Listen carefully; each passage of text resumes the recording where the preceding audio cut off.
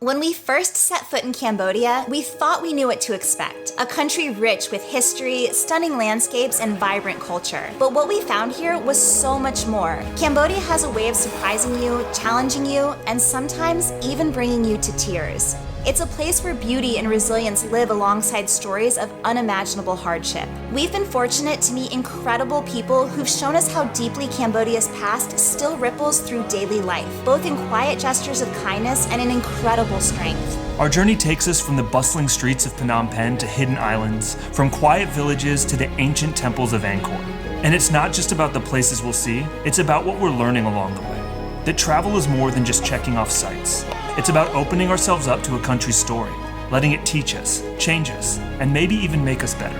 Join us as we explore Cambodia and discover the magic that lies in both its light and its shadows.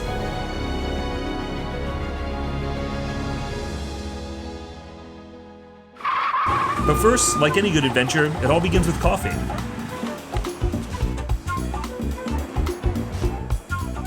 It's like coffee with extra coffee. Oh, smell this. And that's just such a cool idea because it doesn't get watered down then.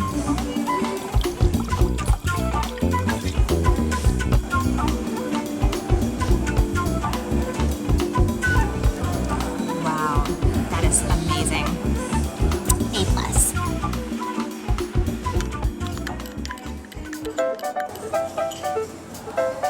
There we go.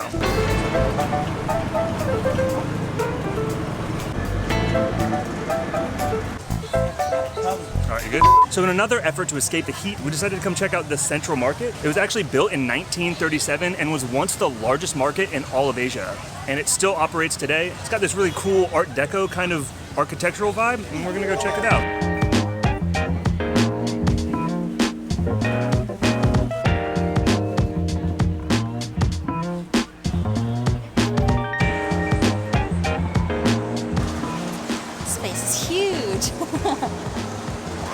So much stuff. And see what I was telling you about? This place, like Mike said, it's built in an Art Deco style, but it also is built to have kind of this like natural airflow with all of these vents. It is a little bit cooler than it is outside. I wouldn't say it feels like you're in the air conditioning, but it does kind of get a nice little breeze. In this main section, this is the jewelry area, so you'll see lots and lots of jewelry, lots of beautiful gemstones. And then it's kind of shaped like an octopus with all these little offshoots. So I don't know what's in the offshoots, but you wanna go check it out? Yeah. Okay.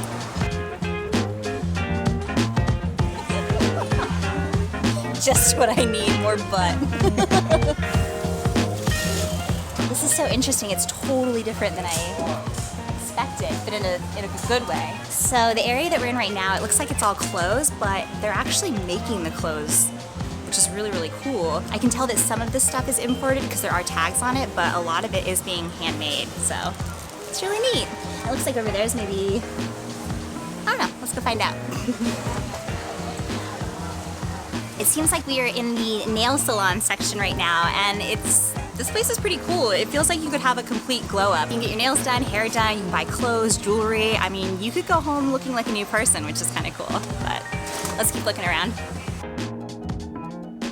Okay, Akun. Yeah, Akun. You speak Cambodian well? No, only 2 words. I say Susade, Akun, and Bang. Yeah. Okay, Bang. Akun Charan. Thank you very much. Akun Charan. Charan?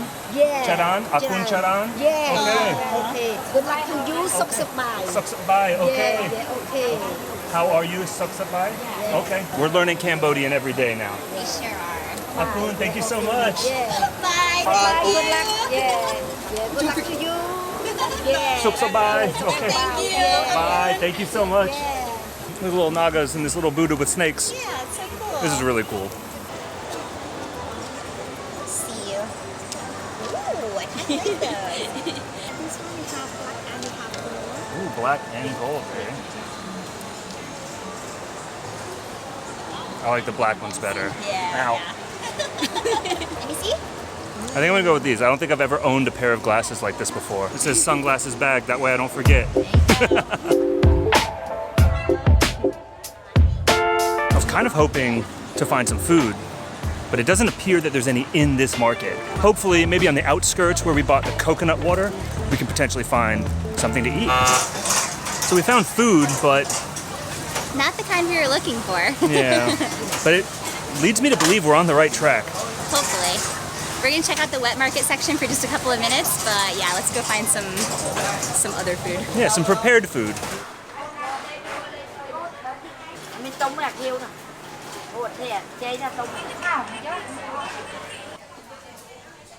Oh, whoa, look at those! Oh my gosh! Eels. And those are gobies, right? Or like mud skippers or whatever? Those are little mud skippers. The walking ones? Whoa, look at these I things. know, look at those. I've never seen anything like that before. He's cruising. Look at these grumpy fish. I would be too.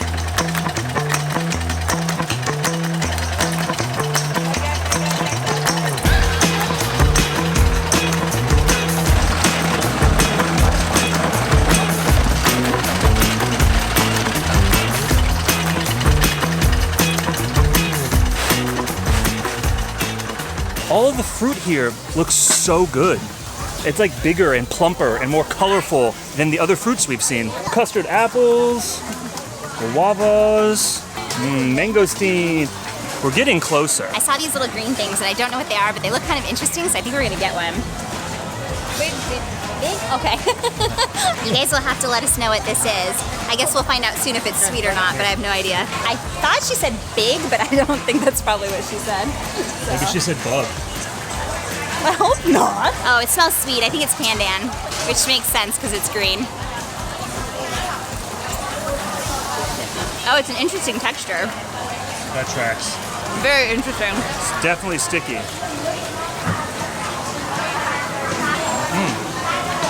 Very sticky.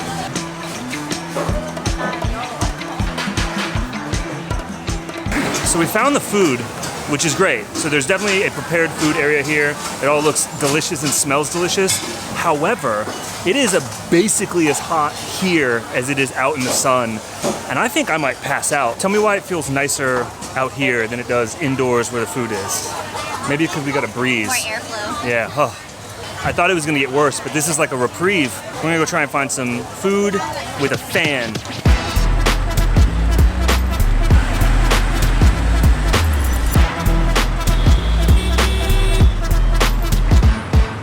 What?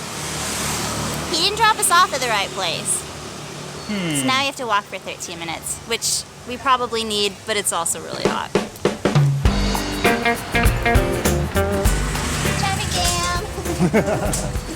Back up, tuk-tuk, it's our lane. It's 98 degrees now. Like my favorite band from back in the 90s. Well, you do like Love is Blind. I do like Love is Blind.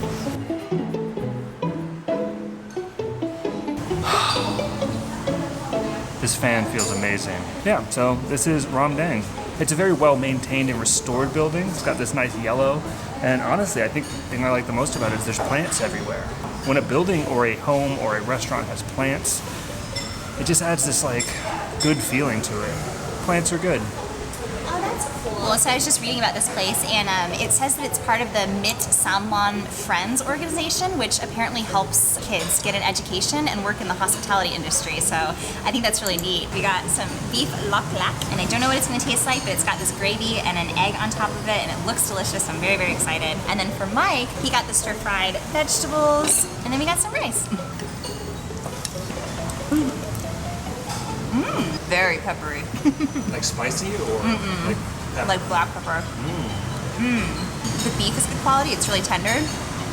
And then yeah, it's got this really, really powerful, almost bordering on overwhelming black pepper spice. Yeah, I like it. I'm glad I tried it. How can you go wrong with stir-fried vegetables?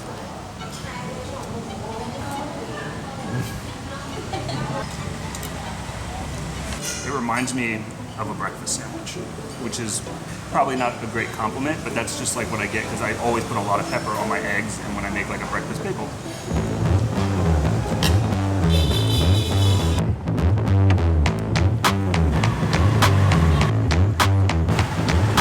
So we are now at the Cambodia National Museum, which is like an incredibly impressive building.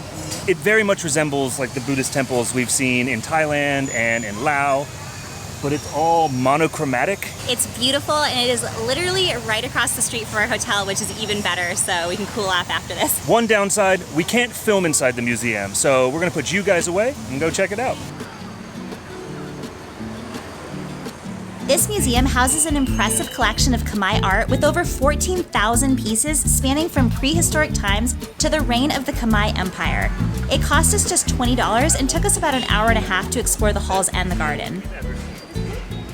So we took a break after the National Museum, had a rest, definitely feeling a lot better, and we just got to the riverfront and there's a procession going on. From what I've gathered, a very revered monk has passed away, and so all of these monks are going to the temple to pay their respects, and there are easily thousands, plural thousands. Very sad that he passed away, but also very awesome that he has so many people that care about him. They've got this thoroughfare blocked off as well. We can't walk across because they're giving space for the monks, which I think is just absolutely incredible. I love Cambodia.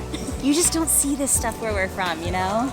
It's just so surreal being in a place this populated, but having no traffic on the streets because it's all blocked off. It's peaceful and it's quiet and you can just walk. So we're on Phare Circus Key, I think is what it's called, which is basically the riverfront. And I think it's where the two rivers can join. So there's the Ton Sap River. Tonle Sap River. Tonle Sap River and the Mekong River, which we are very familiar with. We sailed on the Mekong for 2 days going to Laos. Now we're back seeing it from a completely different country, and I just think that's the coolest thing. We happen to be walking by the most spectacular architectural structure. This is the Royal Palace of Cambodia, and it is just impressive.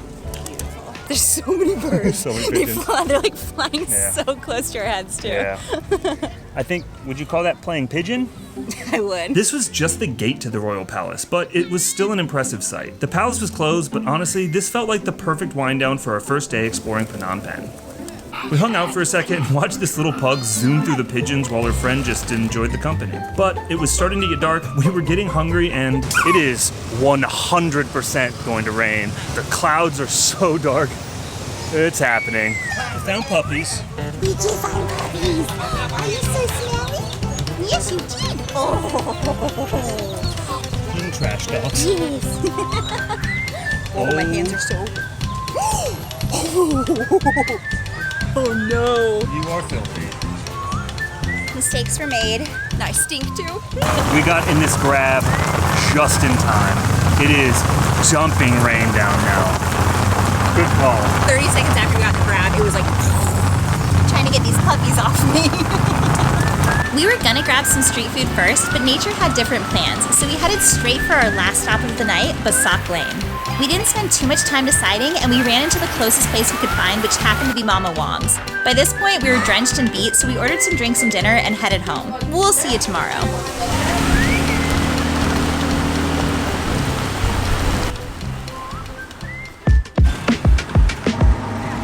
This is Tul Tumpong Market, better known as the Russian Market, which is much easier to say. We've got a full day planned today, so we're on a mission to find some coffee and food. There's very narrow walkways here in this Russian market, but it's not quite as hot as the central market we were at yesterday. Let's go this way.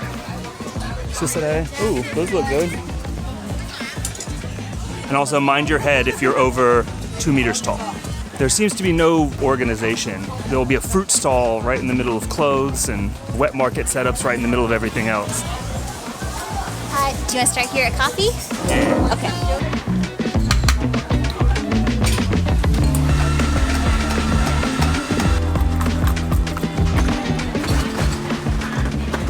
It's super hot at the bottom and then ice cold at top, so I'm excited.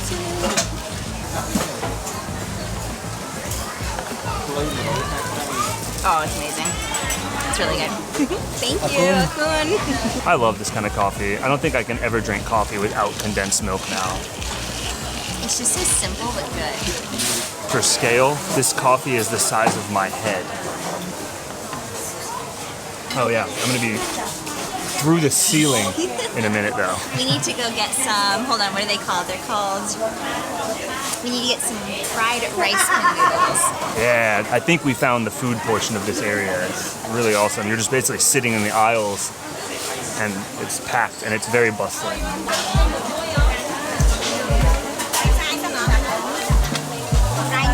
Yeah. Yeah. You like egg? How do you say in Khmer? Lot chan.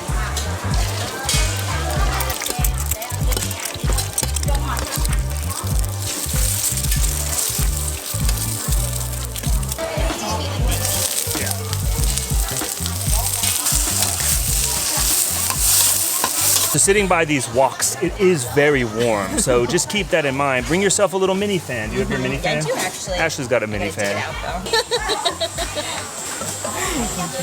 That's mine. Got to get your fan on. So we've got lak chan. Lot chan. So we've got some lak chan and ban chow. Ban cow. Okay. Yeah. The noodles are very interesting though. They're cut and tapered at the end. They kind of look like little silkworms. Oh, Are they cooked well? they're so good. Yeah? I wonder why they taper them like that. I don't know, probably so they're easier to eat. Maybe. It's so good. Honestly, it kind of just tastes like stir-fried noodle, but it's like, the consistency is really fun. They're a little bit soft, they've got this chewiness. It almost has the same texture as tteokbokki.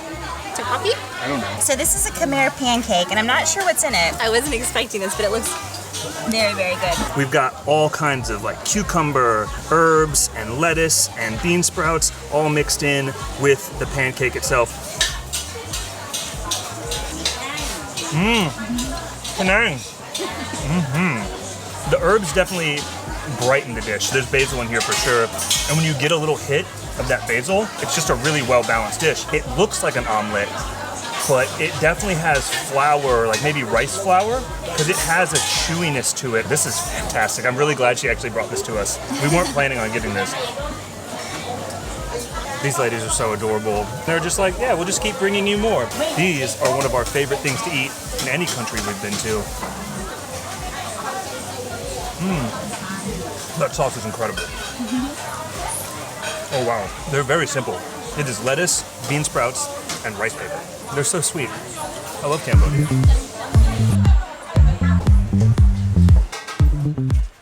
And out of nowhere, we are in used auto parts, used motorbike parts. Yeah. This market has everything. Headlights, taillights, rims, handlebars. They even have chassis for motorbikes. I feel like you could come here and piece together your own custom vintage motorbike. Does anybody remember Pier 1 imports? Is that still a thing? Because that's what it feels like. This entire inventory goes to Pier 1 imports.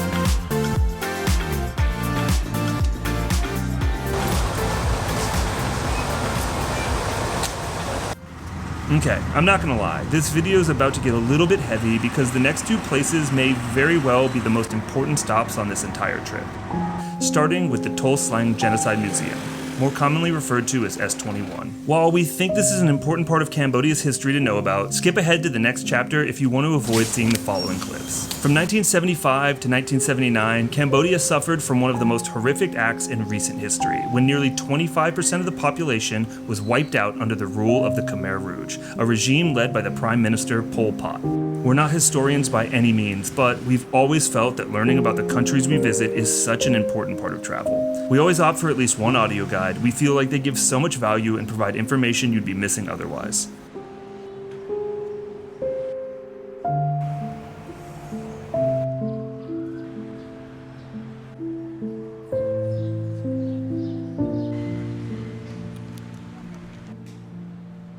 Alright, so that was really heavy, but very worthwhile. It was really nice. We got to meet 4 of the survivors. They all tell their stories in their books. And so I had to get all of them. I really want to go to the killing fields before they close, so I'm gonna see if we can get some lunch and then maybe head out. Yeah, it sounds good. After leaving S21, we headed about 20 minutes outside of town to grab a quick bite with our new friend before the next stop. Alright, so we're at the Chung Ek Genocidal Center, otherwise known as the Killing Fields, and it was $6 per person to get in. And this one actually includes an audio guide, which is really, really nice, so Mike can follow along this time. But let's go see what it's like. You ready? The Killing Fields consist of nearly 300 mass burial sites used by the Khmer Rouge. Although it doesn't look like much when you first arrive, this place has perhaps the most gruesome tale to tell. We won't go into the details in this video, but the audio guide and the info boards placed around the site do an excellent job of painting the picture.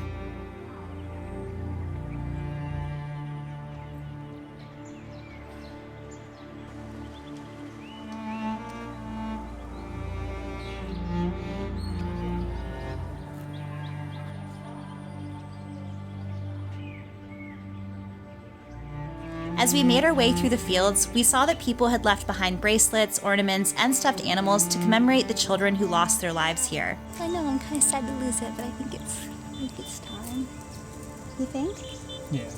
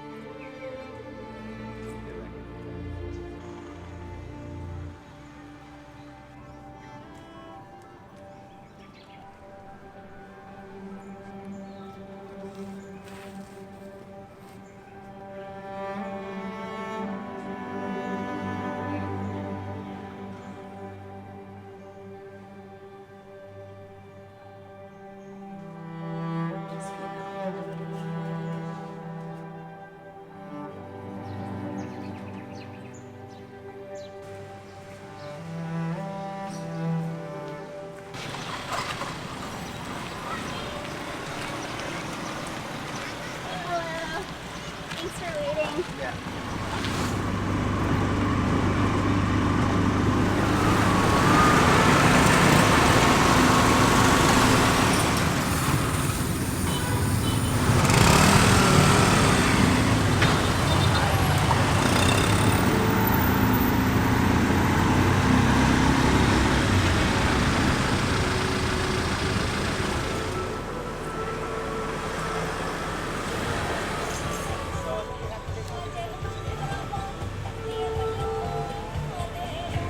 We decided to end the night on a high note, so we headed back to the riverfront to hang out with the locals and enjoy our last evening in Phnom Penh.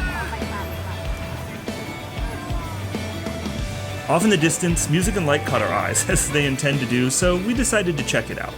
Much to our surprise, there was a small carnival set up. Definitely not just for children. Cue the bumper car action sequence.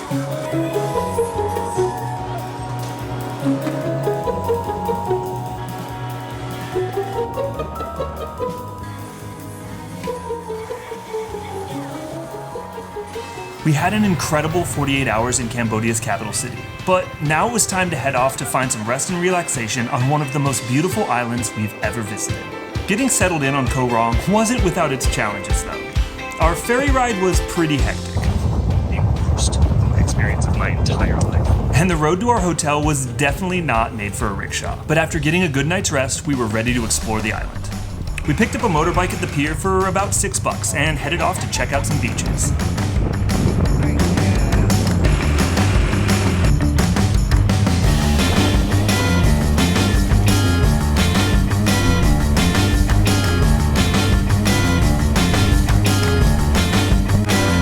We are at a little village, I think you call it Dam Takov.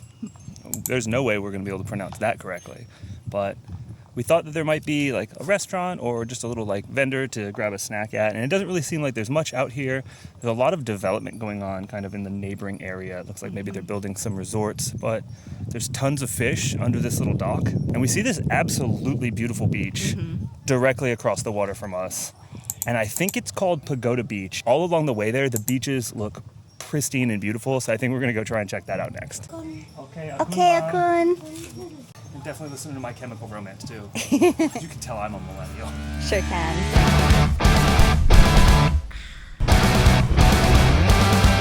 How could we not stop and check out a place called Coconut Beach? It just sounds too perfect.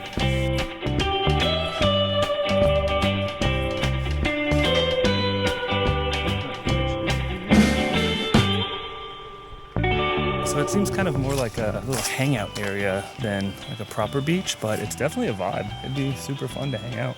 Yeah, you got little tents, and look, this one's got like Oh yeah, like a whole little setup. kind of cool. Yeah. Let's go with that. He's so fast. Now it was time to hop back on the old Airblade and make our way to Pagoda Beach.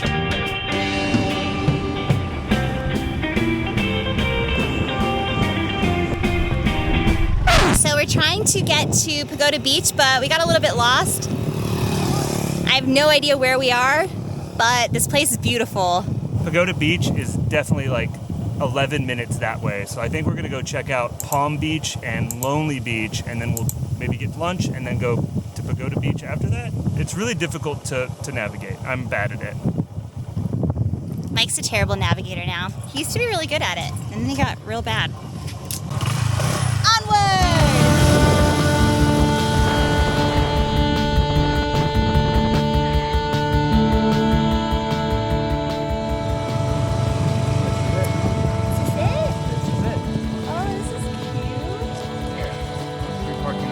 Up here? Yeah, okay. This place is super cute.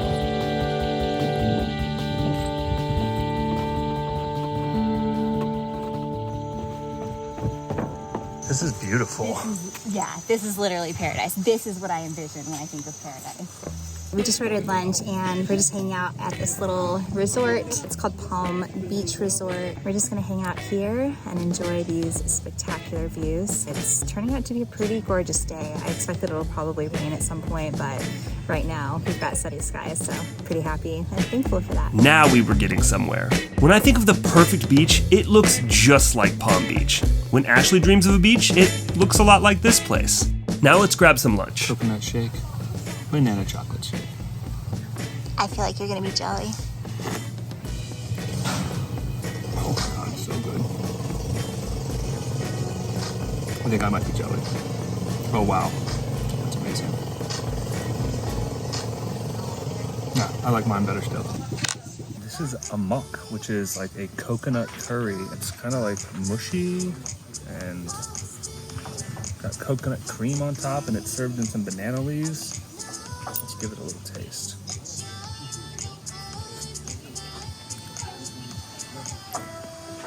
That is delicious. Is it? It's very coconutty, not very spicy, but it is delicious. It looks not like it would be delicious. It looks kind of like, oh, it's mush, but it is fantastic.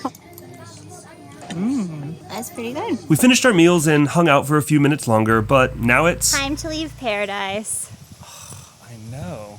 to just go to other paradise. Yeah, it's not so bad.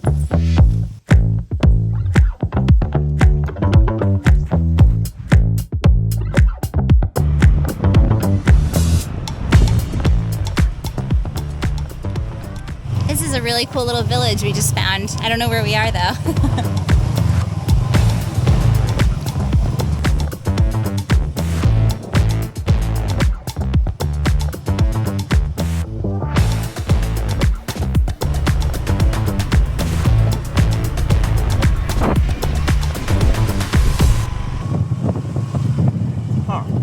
Uh-oh. Which way do we go? You tell us. We're gonna go ahead and say, to go left, hit the like button. To go straight, hit subscribe. And to go right, follow us on Instagram. There's a dog to the right. Let's go that way. Okay.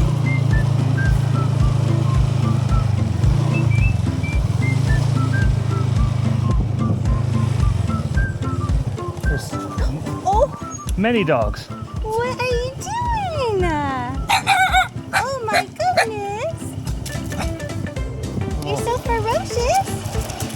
Hi, Munchkin. Hi. Oh. Hi, babies. Shall we pass? I don't know that there's a beach that way, my love. Okay. Hi, I think straight. Mama. Okay.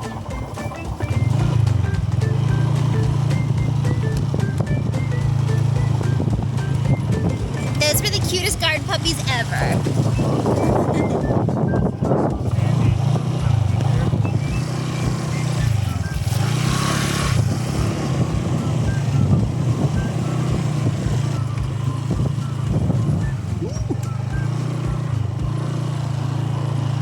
Okay, I think this might be walking through the salt.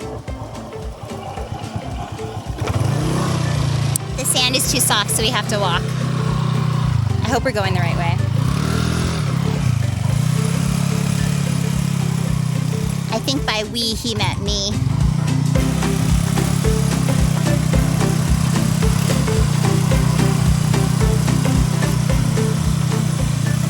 I don't know why we do this.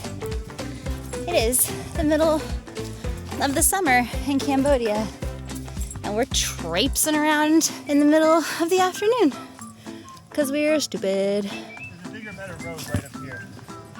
So if I can get it through here, I think we go that way to Lonely Beach.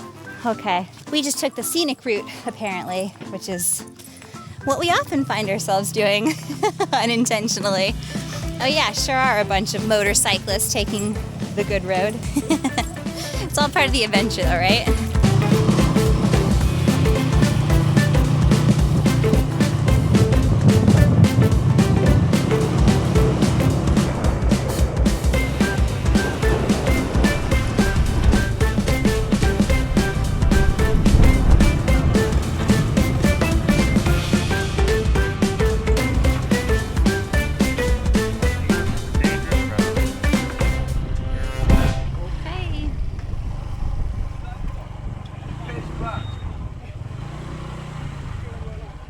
Okay, so we have finally made it to Lonely Beach. If I'm not mistaken, I think this is the most northern part of the island. It says it's a very dangerous road, so you must park for 50 cents. And then there's also conveniently concessions like water and that cold beer that was promised. Oh yeah, it is a pretty gnarly road. Like, Yeah, holy mackerel. I mean, we could have done it.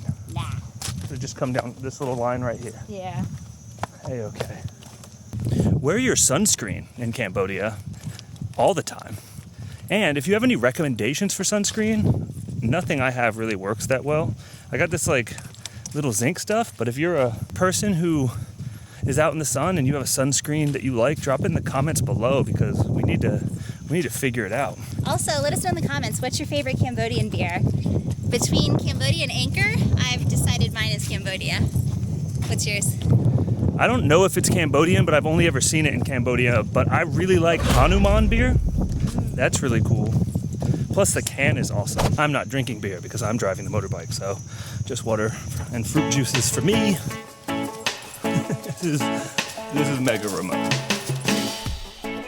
It says, be present. We will do our best.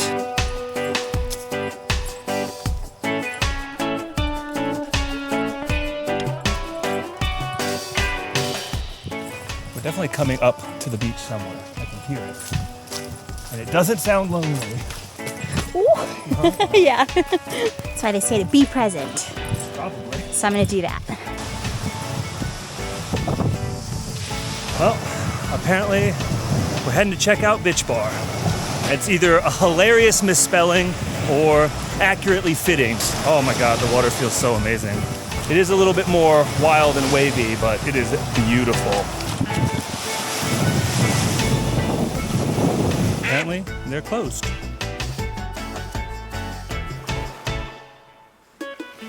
Our time at Lonely Beach was short but sweet. It's probably a great place to catch a sunset, but it's getting late and we're on a mission. Let's go find Pagoda Beach.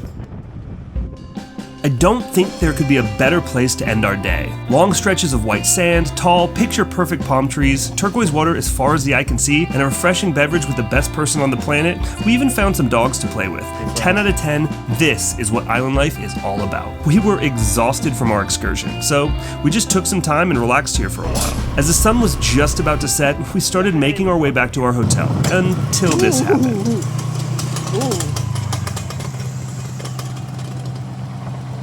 I think you got a rock or something. Okay, hop off.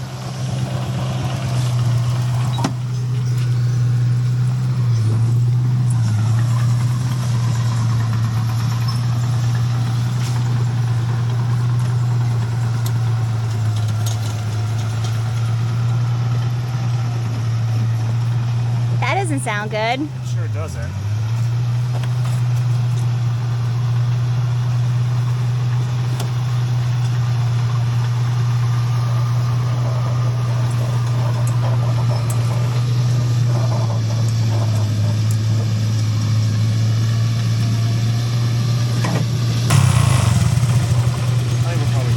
You think we're okay?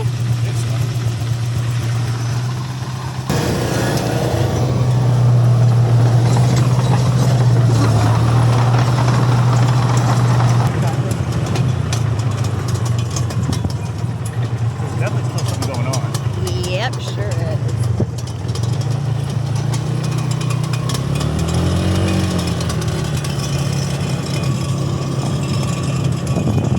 Get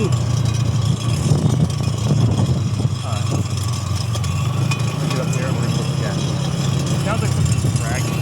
Yeah.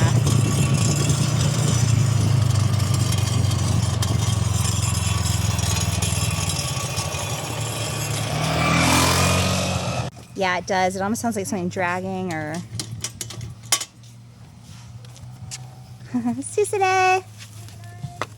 It is something dragging. Oh, I see what happened. What happened? So, this... So it should be... I just need a screwdriver. Screwdriver? Yeah. Okay. The spring that holds the kickstand up came loose. Oh, I see. Yeah. So not the end of the world. No, easy fix. I just need a screwdriver. Like, this is on brand Mike action here.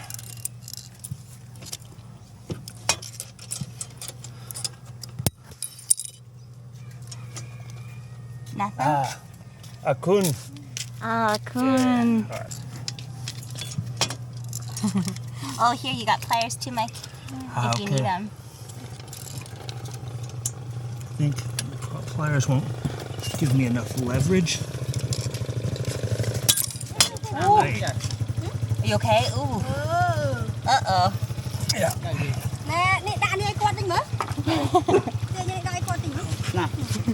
Susade. Here, watch out. He's like, move.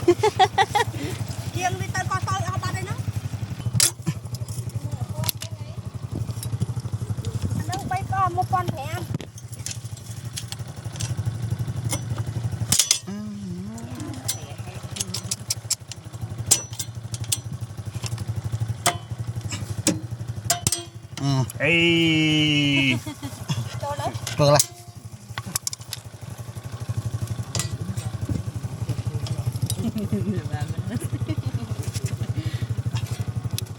Okay, Akun bang. Kun, thank you so much.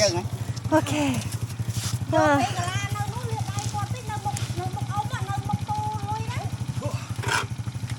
helmet again, my love. That's amazing. Yeah, this is amazing. That was so nice. They're like, okay, you're good, and bye. Akun. Oh, for your wound. Should I wash with water first? Nah, you'll be fine. Oh. Does it sting? I don't know. I have no idea what it is. That'll help, though, I'm sure. Yeah. Oh, Okay, okay, Akun, Akun. Thank you so Akun. much. I don't know what they put on me, but I'm sure it'll probably be cured instantly. instantly. I That love was Cambodia. amazing. Thank Akun. you. You saved us. Okay, ready? Yeah. Okay, so that was amazing. That took us like 5 minutes and we're back on the road, It's like which is so good. best case disaster scenario. No kidding. I thought that was going to be way worse. Akun, thank you. Thank you. They were so sweet. It's moments like this that are the reason we travel. It's not just about the beaches and the bungalows or getting that perfect shot for your Instagram. It's connecting with the people that make these destinations so special. And Cambodia is full of incredible and kind-hearted people. But our time on this island paradise was coming to an end, so it was time to call it a night so we could rest up for our journey back to the mainland. After saying goodbye to Koh Rong, we took the ferry back to Sihanoukville. We booked a van for just $10 per person and headed towards Kampot. The roads were pretty bumpy on the way there, but the views in the distance were beautiful. We arrived at about 6:30 in the evening, but as dreamy and picturesque as Kampot town is, that's not where our story takes place.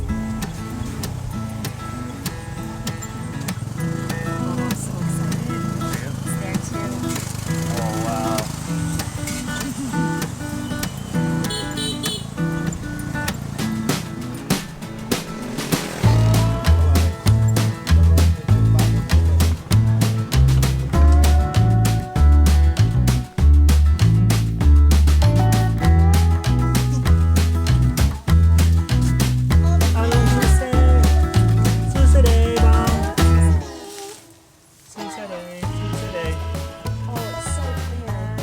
I think we found paradise.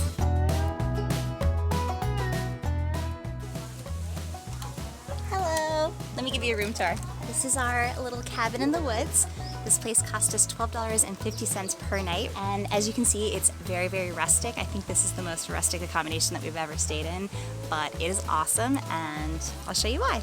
So we brought this little full-sized bed here. This is obviously made out of all bamboo matting and like bamboo reeds, which is super cool. The bathroom is super, super basic, but it does have a flushing toilet, which the Riverside cabins do not. They have a compost toilet, and I think it's communal, so that's a nice thing about being on the upper deck level. You get the balcony and then also a flushing toilet. Now this is the coolest thing I've ever seen, and it's a shower with a coconut. So I've already been told there is no hot water, but honestly it's so hot here that I don't think we're gonna need it. And the shower pressure is actually really, really good. I'm pretty happy with this place. Oh wow, look. Oh, hello. Thank you so much. Thank you, that's beautiful. Yeah, akun. Thank you, akun. So cool. It's delicious. I was not expecting this. Like, you don't get this stuff for $12. So we've got a little balcony right here. And my favorite part is this little cat.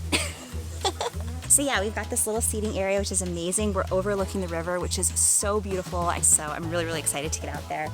But yeah, so this is it. I think this is kind of what we needed. We've been staying in cities, and don't get us wrong, cities are awesome. We didn't used to think so, but now we actually like cities. I think Bangkok changed our mind. After being on Koh Rong, I think walking around barefoot and being in nature just kind of made us realize how much we miss being outside of the cities. So that was kind of the purpose of today. We could have explored this river from where we were staying, and we could have made a Kampot video in the city, but I feel like this feels right. I feel like we made the right call.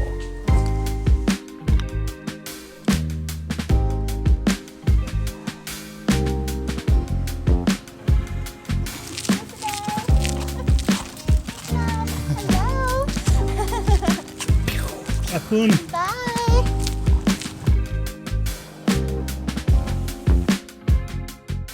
It's really interesting. There's this huge juxtaposition between these massive mansions, but then there's just these little tiny huts, and they'll be like right next door to each other. It's a cool area.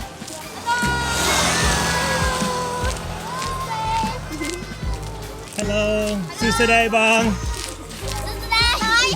It is crazy how friendly everyone is. Right now we're walking to a place called The Hideaway, but I think we're just going there to grab something to eat. Our property has a restaurant. We figured that'll be really convenient to eat there, so we're trying to go somewhere it would be inconvenient to go while it's daylight and we got nothing else going on.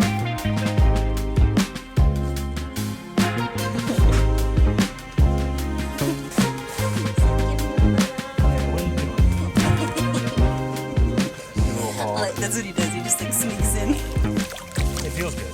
It's very refreshing. Apparently this is like an incredible river to just jump and swim in for other people. Not for me. So if you're brave enough, you can actually jump off of this into that. I'm gonna sit right here on this floating little bamboo dock.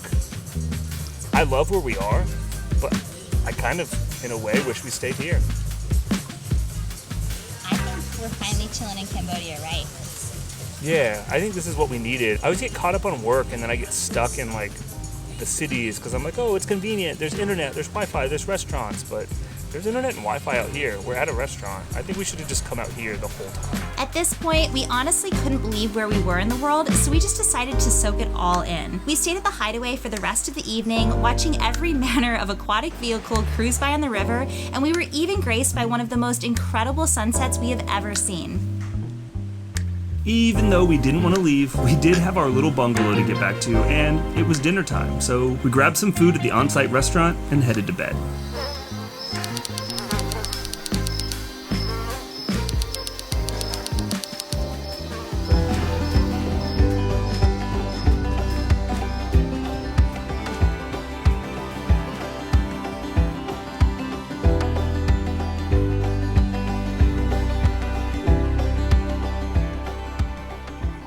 So if you're wondering where to kayak in Kampot, the place that you want to head to is known as the Green Cathedral. And it's sort of this narrow little part of the river, and it goes in a loop, so it's really nice. You don't have to backtrack. You get to see just all new things along this Green Cathedral route. And it's very beautiful. I definitely recommend doing so. I don't honestly know how long this is going to take us, but if I had to guess, I'd say an hour or so. What do you think? Yeah, I feel like an hour or two. Oh, wow, look. Okay, so they're building new huts, it looks like. Oh, yeah. Just right here. And now we're coming across, it looks like an abandoned boat, which is kind of cool. That's awesome. What is this? Ooh, we're gonna crash into it.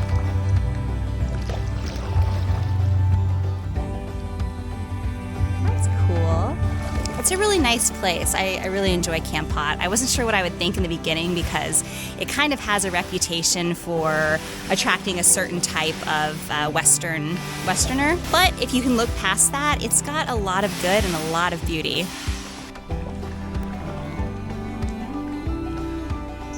I think we're probably about the halfway point right now. So we're at a fork. I think we go this way, but I'm honestly not sure. We haven't come across a single other kayaker, so we're just kind of hoping we're going the right way, but I don't know. We are lost on a canal in Cambodia, but I don't think so. I think there's really only one direction we can go. It's really pretty though. I guess there's worse places to get lost. Also better places to get lost, considering we are such bad kayakers and we're not very good at pre-planning either. I thought I forgot the sunscreen. Thankfully Mike had it. I think I put it on a little too late. Ooh, there's a big diesel smell here. Oh, like real strong. And we didn't bring any water, so that's not fantastic. But I think, ew. Is this where we're supposed to go? I don't think this is right. Let me turn this around. Oh no, this is not where we were supposed to go. Oh shoot. Oh, don't crash this too fast. Oh dear. Okay, so we took a wrong turn because that water over there looks really gross. And it smells like diesel really bad. We'd look on our maps, but unfortunately, we don't have any signal, and I didn't download the maps offline. So, all things that you should do when you come to Kampot.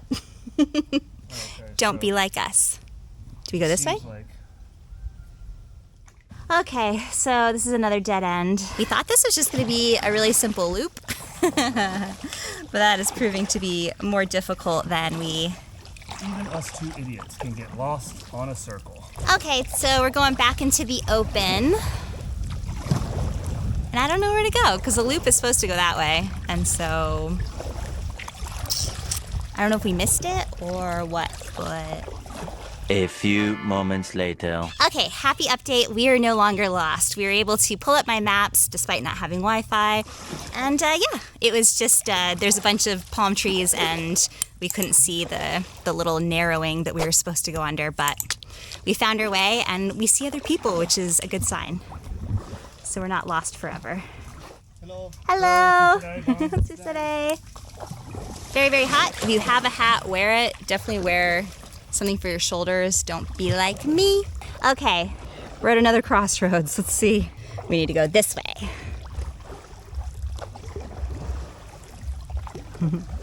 Hello, Susade. So a kind officer told us that this is the right way, so we're in good spirits again. I think we were both feeling a little stressed. I do think that we'd be better if we each had our own kayak, because every time we try and do the two people, it's just like, it's so stressful because you have to like counterbalance, and like if the other person moves sporadically, it's like, ugh. It's definitely a good way to test your relationship. If you ever go on a two-person kayak with your partner, let me know how that goes. Did you guys nail it? No stresses? Or are you like us and you're like, hell no to the two-person kayak? Let us know in the comment. Look at this, how pretty.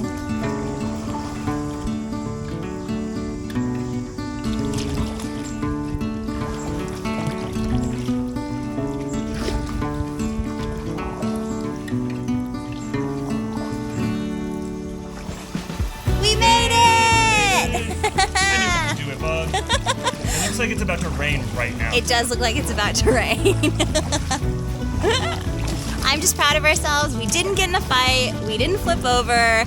I would say this was our most successful kayaking experience. Would you?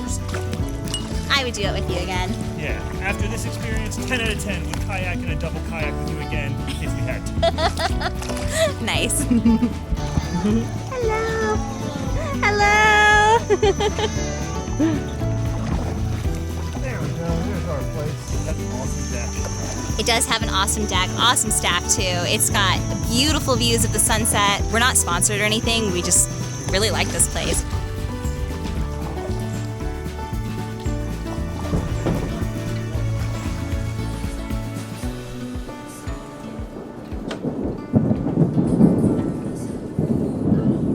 Okay, so it's safe to say the universe had other plans for us, and we will not be leaving the hideaway?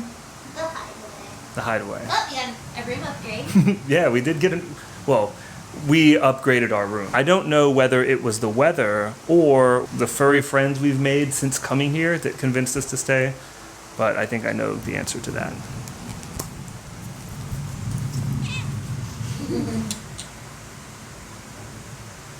He came with the room. You with us too now?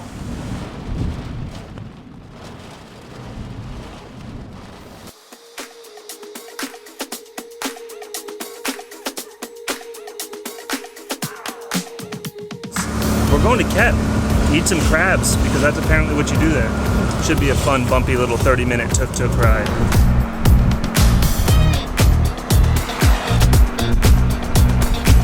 Little hiccup in our plans. We are now halfway between Kampot and Kep because of a navigational error. Now we're trying to sort it out. Apparently, grab does not work in Kep. Don't try to take a grab from Kampot to Kep. That's a bad idea. It won't work. Okay, so this was a completely avoidable hiccup on our part, but this is what we get for not selecting the right seafood market on Grab.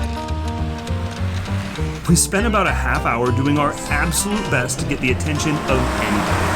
And as soon as we were about to give up, this happened.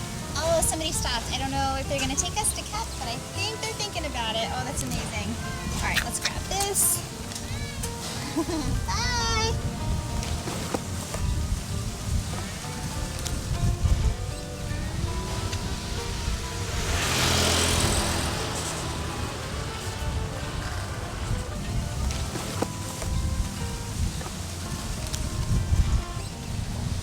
We got it? Yeah, they're gonna help us. Oh, that's amazing. Okay, let's go. So thankful. I can't believe this worked. I know. Thought we were stranded forever. Our hearts melted from the kindness of this family. They were also on their way to the crab market from Phnom Penh. We had a lovely ride with them, just chatting and getting to know each other. Enjoy your trip. Bye. Thank you. Yeah, we made it. This looks great. Yeah. Our accommodation for the evening is Birds of Paradise Bungalows, and the owner was so excited to share with us his newest addition to the crew of rescue animals.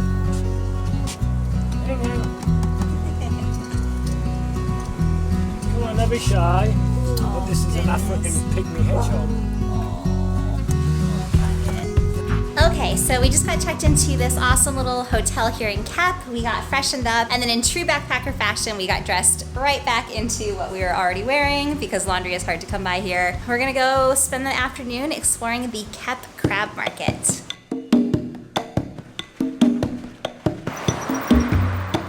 That roundabout's really cool.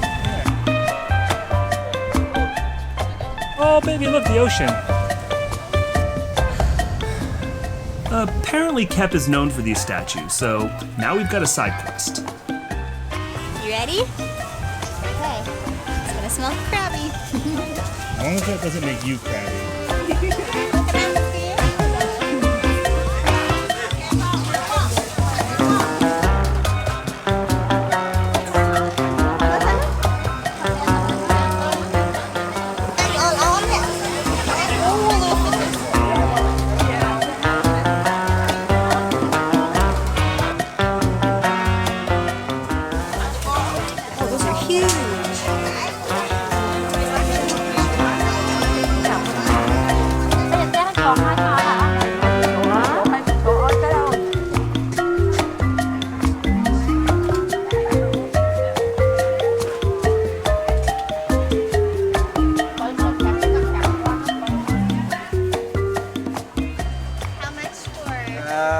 one, $5. $5. Oh wow. 10,000 there. Interesting. Thank you. 3,000 there. Okay.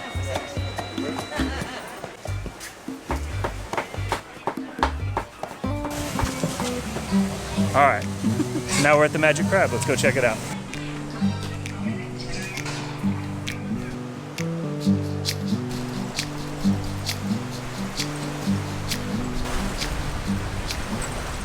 For the crab, this one is just the shell, there's no meat. Okay. Show you step by step. Yeah. This one is no meat here. Yeah, I take this. Oh, yeah. Yeah. The meat is here. Okay. The first you can take all the leg first to make it easy. Like Okay. this. Yes. And just this one is good. Yeah, like this. Yeah. Oh, I see. Take it two sides to make it easy. And the first you can take this one first, like this. And here's more meat. This one. Sure. Just only your finger to break it like this. And then when you push like this, the meat get out. Oh, okay. Yes. And this one have the meat also. Same thing. Yeah, the same thing. Yeah. Just only your finger, but it's not here, a little bit here like this. Oh, I see. When you push like this, the meat get out. Okay. Yeah.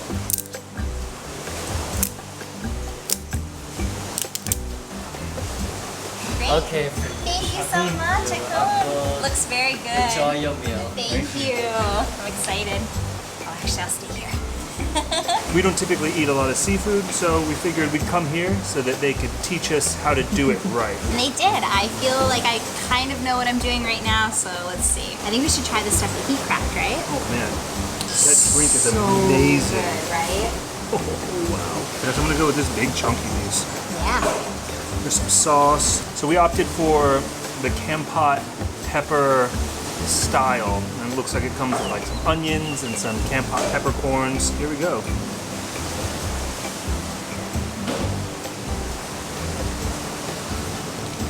Really good. Is it seafoody? A little bit. I mean, you like lobster. I do like lobster. Very similar to that. I'm less of a fan of crab, and I think I've maybe only tried it like twice in my life. But when in Kep, Yeah. oh wow, that is really good. Yeah.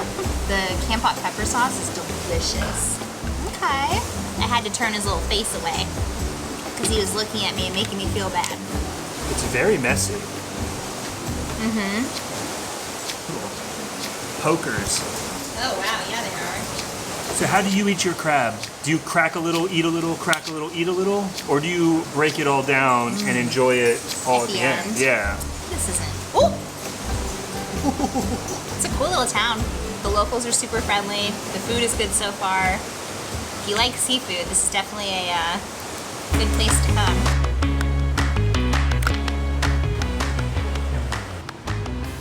So now that we've had our fill of crab, we're gonna go check out the beach and hopefully knock out some of these statues we're supposed to see.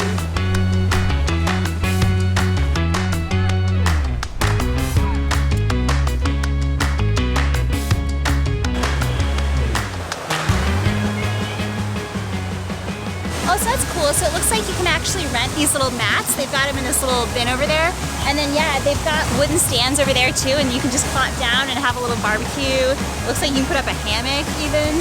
I love seeing how the locals hang out in the places that we go. It's so cool. I kind of feel like we messed up by not eating like that. If you're coming to Kep and you want to have a true local experience, grab yourself some crab at the crab market, have them cook it up, and then hop on a motorbike or a tuk-tuk and just ride a little bit down the road and get a mat and sit down and by the breezy, insanely windy ocean and just kind of hang out on your hammock, eat your food, bring some music. I feel like that's the way to experience it. So we've made it to Kep Beach. Apparently there's 3 beaches in Kep. This is the popular one where everybody comes. We actually can't see the sun from where we're standing on the beach, so we've got to make it all the way down to the end of this beach where there's this famous statue, and from there we should be able to see the sunset. Hopefully we make it. I think we're doing okay. We wanted to see if we could find any more of the statues before nightfall, so we made our way further into town. We did end up finding the giant crab, but we were still missing the horse and it was getting late, so we hailed a remorque to take us back to our bungalow. Better luck tomorrow. Cobras? There's cobras here? So we are walking to a cafe right now that is just inside Kep National Park. It's called Led Zepp Cafe. Wonder where they got that from. We've already seen monkeys. Kep National Park is apparently crazy, proper, primordial jungle. And I don't think we've ever seen anything like that before, so we're very excited. We rented a motorbike because we were told we could motorbike through the national park, and then we were promptly made to stop and park it. So I hope that we can, but I've also been told you can walk it in about 2 hours. So we're gonna figure it out.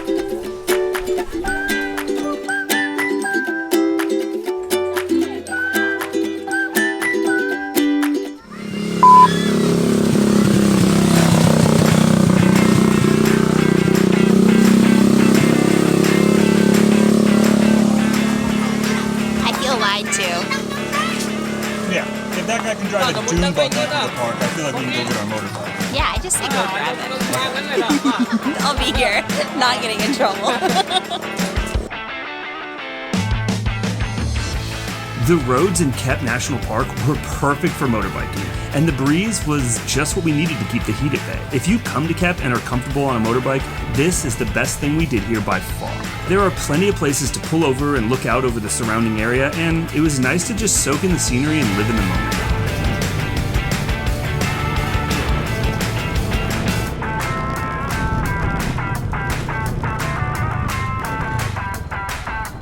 I think this is where we go to get murdered, but wish us luck. How do you always get me hiking in the jungle in the summer?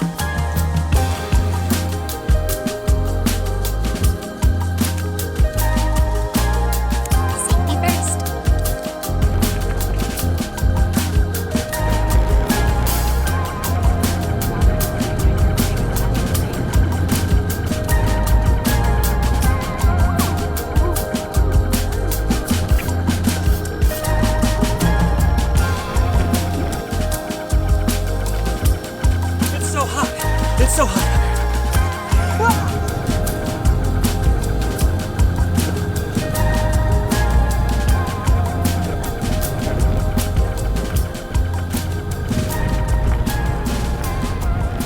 After our ride through the national park, we made our way back into town to get some fuel.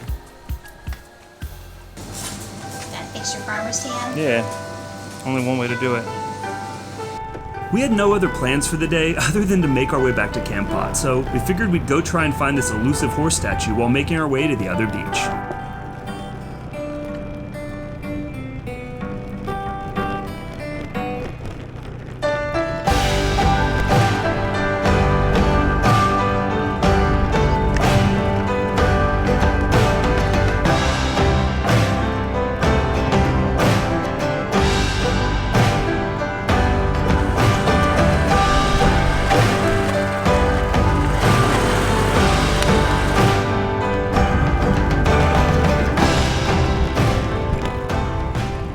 After cruising through the salt fields and finding ourselves a little bit off the beaten path, we finally made our way back to the main road and we were back on track.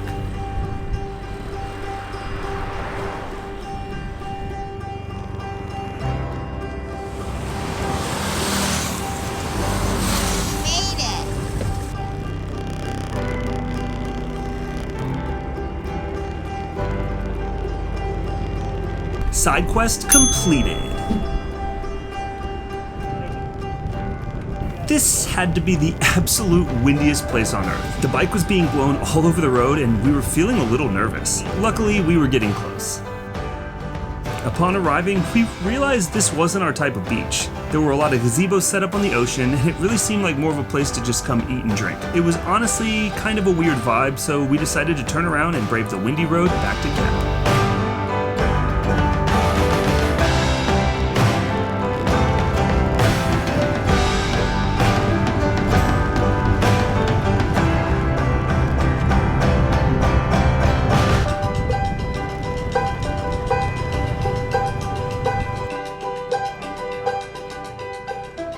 Once we arrived back at the bungalows, we collected our bags and secured a tuk-tuk back to Kampot, not using Grab this time. We quickly realized that this was probably the slowest tuk-tuk on the planet. Even Priuses were blowing past us. But the driver was super friendly and the views were great, so we had no complaints.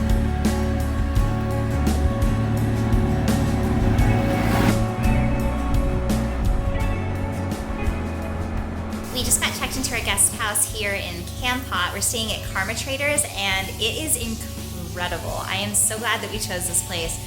It is only costing us $13.50 per night, which is insane. We've only booked for one evening, but I'm pretty positive that we're gonna extend.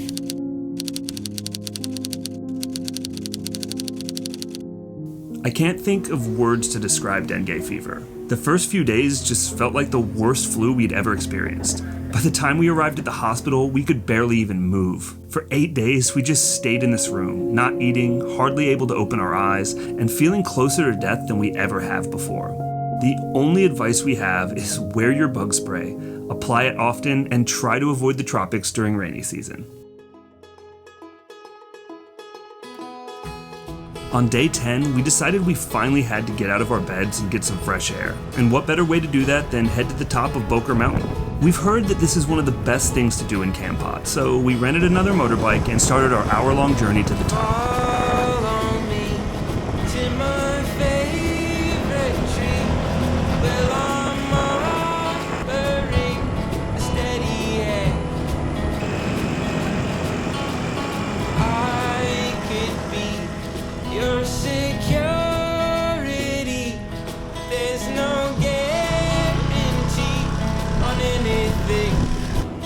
We were still recovering from dengue, so we didn't have a lot of energy, to be honest. But just getting out and feeling the cool, fresh air of the mountains was just what we needed. Alright, so we've got about 17 minutes until we get to Bokor Hill Station, but we just passed the Lady Buddha and we realized that our motorcycle looked like it was overheating, so we just stopped off at this little... I don't know what it is. Mike's gonna fill up on some petrol because it looked like we were running a little bit low, even though we filled up before we came here. Yeah, it is a really, really beautiful drive. We've seen a ton of monkeys and they seem pretty chill, unlike some of the other monkeys we've encountered. So there are a lot of people riding their bikes, a couple of cars, but the roads are impeccable. It's a beautiful day. It's much, much cooler up here, which is really, really nice. And I'm thankful for that because I am still recovering from having dengue and I just have like zero energy. So even riding on the back of the bike is like a lot for me right now. But I am glad that we came out here because it is very, very pretty and I'm excited to see the top.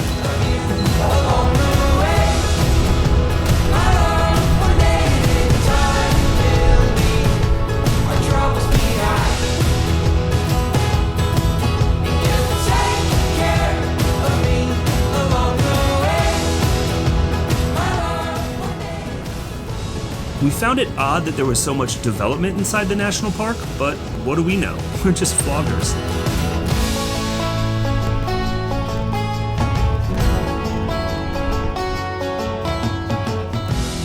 There are a couple of places to pull off and see some spectacular views, but this one was the best, honestly. That's fun. Yeah, this is an interesting place.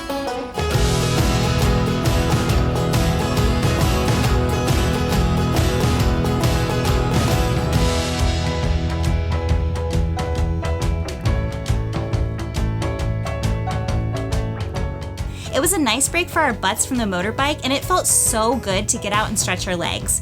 Even during the heat of the summer, the air was crisp up here. We spent a few minutes exploring around, but we had one more landmark to see: the abandoned French building at Bokor Hill Station.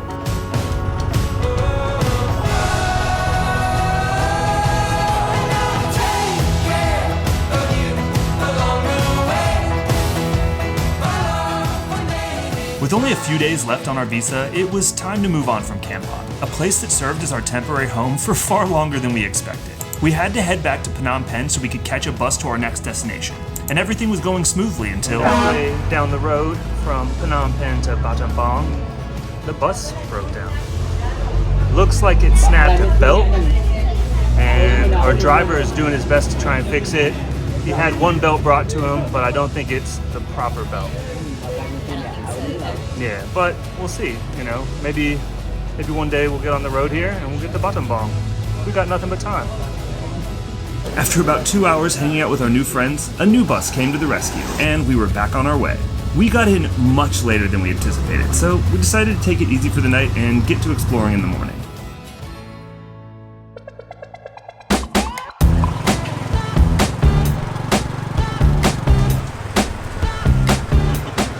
Today's gonna be a little bit different than most of our other videos because we're taking a tour, which we never do. We're really fortunate to have my man Kay here as our tour guide. He met us at our hotel and offered us a full and half-day tour option, and we really couldn't resist for the price because we don't know a whole lot about Battambang except for one thing that we're gonna show you a little bit later in the video.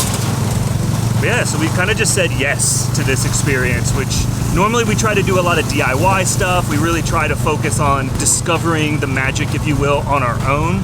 But today we were like, yeah, send it. Let's go on a tour. Let's see what this place is all about. It only ended up costing us $14 per person. And that basically takes us from 9:30 in the morning to around 7 p.m. tonight. This tour is stacked, and we were thankful to have Mr. K showing us the way. If you're interested, we've left his contact information in the description so you can hit him up for a tour of your own.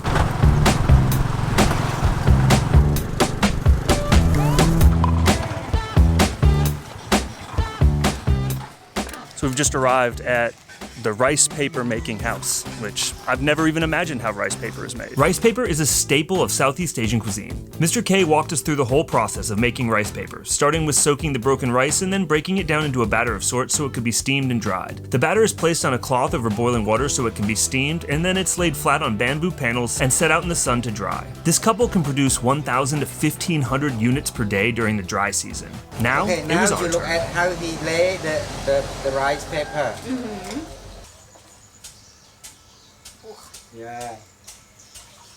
Look at you. Come on, turn. Slowly, from left to right, moving, delay, moving ahead. Yeah, from left to right, yeah. I did really bad. Come on. You were much better than I You am. do like this. Yeah, Yeah, yeah. like that, you see? Like that. Oh, I see. Yeah. That was good. We need the round side, you know, round side? Yeah.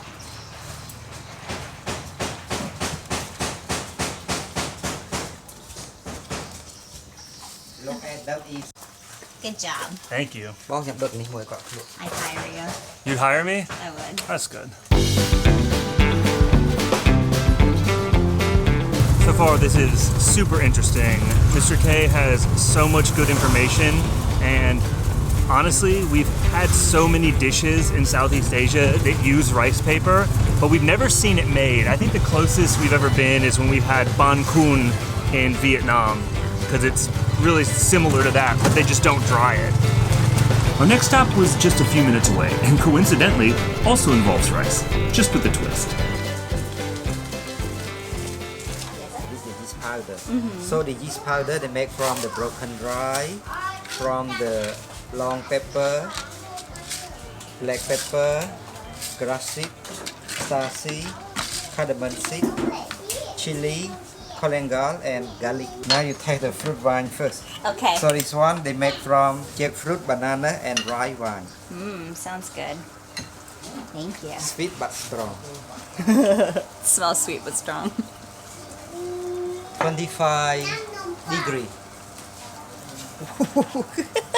That is strong. It's good though. You wanna try it? Oh yeah, it smells good. But strong. Oh boy. What's this one? Taste first. Taste first. I don't like this. It's probably the snake one. Snake one. Is it? I knew it. 40 degree. Oh wow. Good for you. Did you save me any? Oh Yeah. To make you strong. Yeah. Strong like snake. Oh.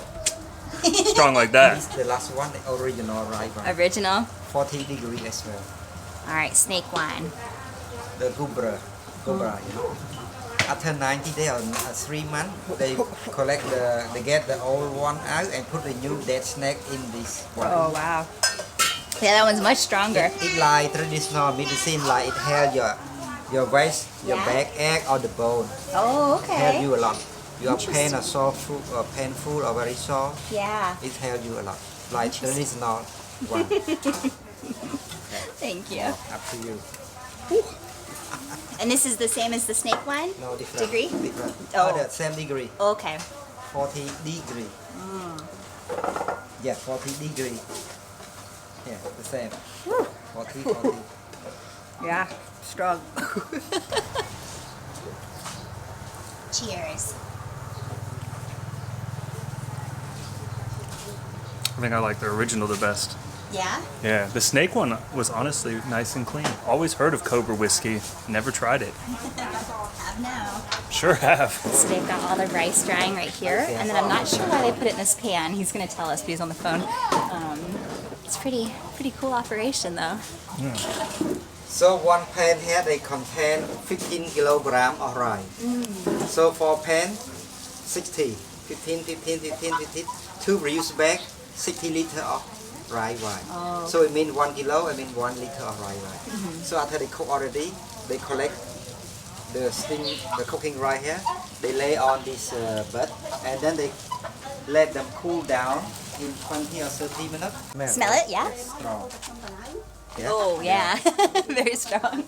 Yeah, this coconut leaf, they have burn it like this, and then they make the fire here. Yeah, that's a cool setup. I've never seen anything like that.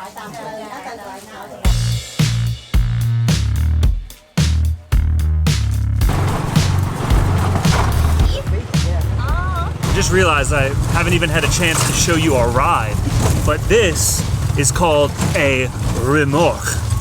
And I know that I'm pronouncing that miserably, but it's effectively a motorcycle hooked up to a carriage. It's inspired from when Cambodia was colonized by the French. It's pretty cool though. We've never ridden in transportation like this in any other country, so it's a staple of Cambodia and it's kind of fun. It's definitely bumpy, but it's fun. I think we're at the fish cheese market. And what is fish cheese? It smells like it. So I'm not really sure, but my understanding is that like cheese, the longer the fish ferments, the stinkier it gets.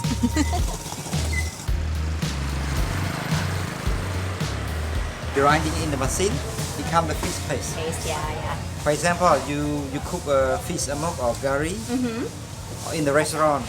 They put some of this already. Yeah. And then when you eat it, oh, very tasty. Yeah. But Yeah. you know from here. Interesting. And this is called prohok. Prohok, yeah. Prohok, okay. When you cook look called soup, in the soup water they put a little bit of this. We use this one instead of the salt or fish sauce. Okay, that makes sense. So many different food, they must need the fish cheese. Or fish paste. Yeah. Sure is fish paste. I wish you could smell where we just were, but it's probably a good thing that you can. They capture all of the fish from this river that we're driving by right now. And this is just such a cool experience. It's such a local experience, and we've been driving through villages. I just can't recommend this enough. We've only done 3 things, and we still have, I think, like 10 things left to do.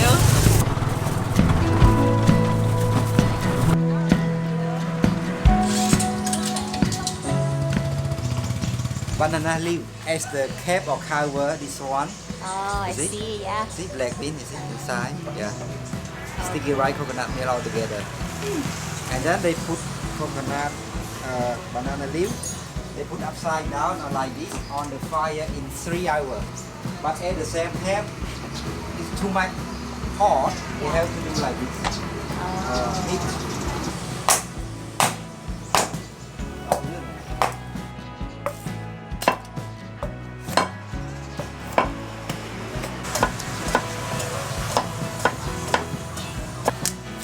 Like banana. See? Oh, I see. They have to pull it like this. And be careful, the bamboo sack can Splinters. stab your finger. Yeah.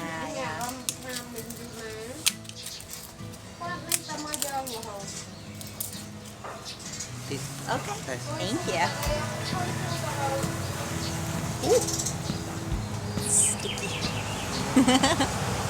Interesting, there's the black beans in there.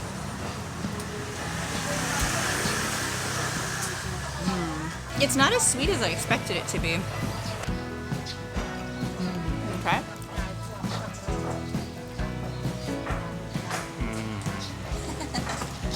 It's good, right? The sticky rice is delicious. You're right, it's a little bit sweet.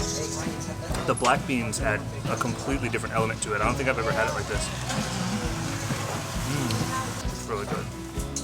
Kay was starting to change our mind about tours. We typically just figure things out for ourselves and avoid tours as best we can, but we're getting so much information that we wouldn't be getting just by wandering around on our own. That was fun. That was pretty good. It was really good. Just a perfect little pick-me-up. Yeah. I like the little bit of protein you get from the beans. Yeah. This is really fun.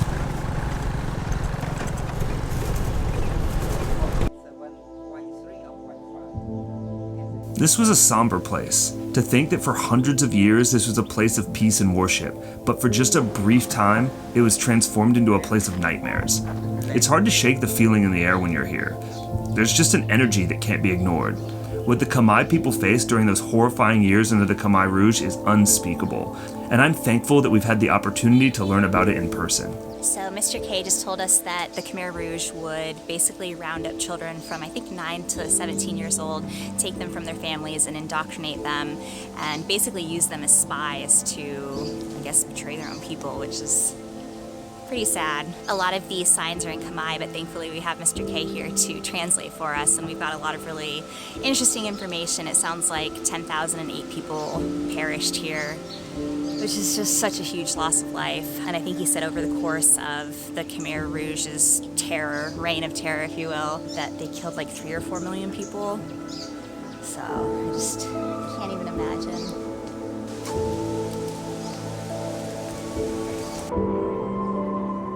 It always seems that the wind kind of rustles through the trees a little bit differently in places like this.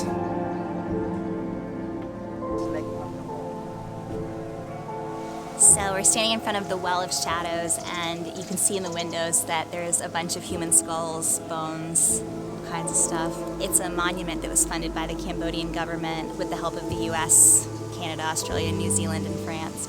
It's a lot of lives lost in there. There's a lot of skulls. This temple that we're standing in front of was built in the 1700s, and then the temple behind it was built in 2002. So it's cool that the Buddhist people and the Khmer people kind of reclaimed this site and didn't let the Khmer Rouge tarnish it.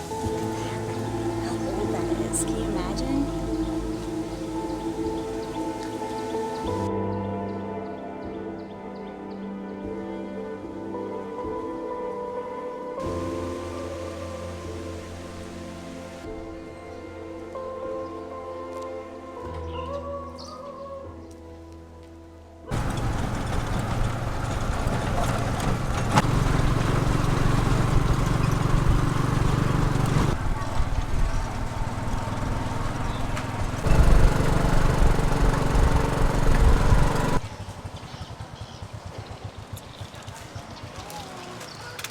So Mr. K has dropped us off back at our hotel. We're heading to a place called Neri's Kitchen, which is a restaurant and a cooking school, so that we can grab a bite before we have to meet back up with him in about an hour and a half. We are starving, so it came at just the right time.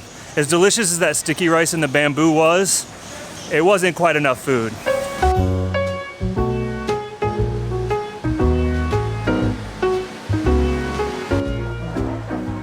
Place called Neri's Kitchen, and as Mike said earlier, it's also a cooking school, which is part of the reason that we wanted to come here for lunch, because we are interested in potentially taking a cooking class if we decide to stay an extra day in Battambang. We're supposed to be headed to Angkor Wat and Siem Reap soon, because sadly our time in Cambodia is almost over. But I got some chicken lok lak, which is a specialty of Cambodia, and then what did you get? I got curry tofu with vegetables and rice.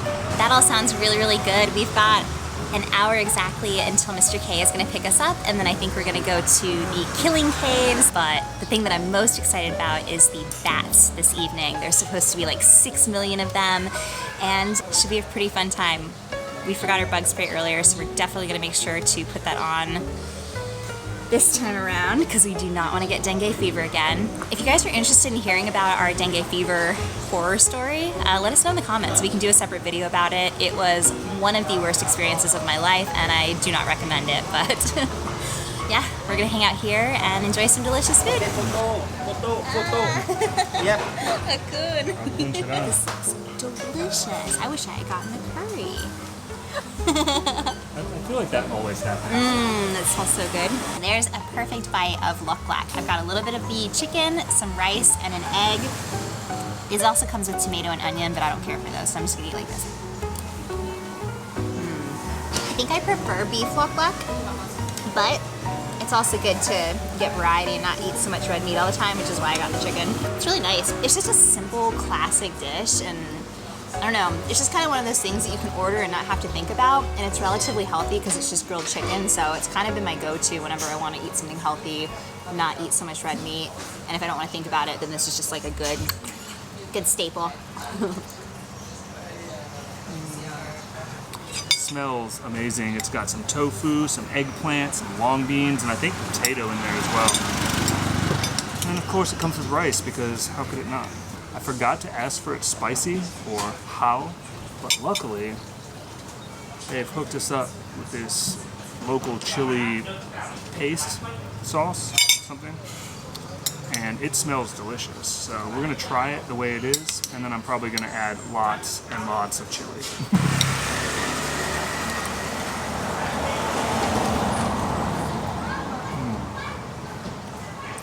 Not nearly spicy enough though, so.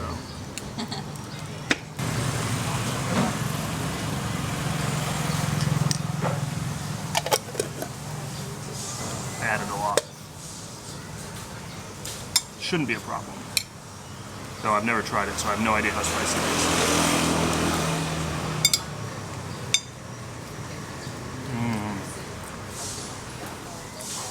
That does the trick. Okay, yeah, it definitely has like an afterburn effect. All right, let's see. After lunch, Kay hit us up and asked if it was okay that we had a few new friends join us on the rest of our tour, and we were happy to oblige. Now, it was time to head to one of the coolest things we've done on this entire trip.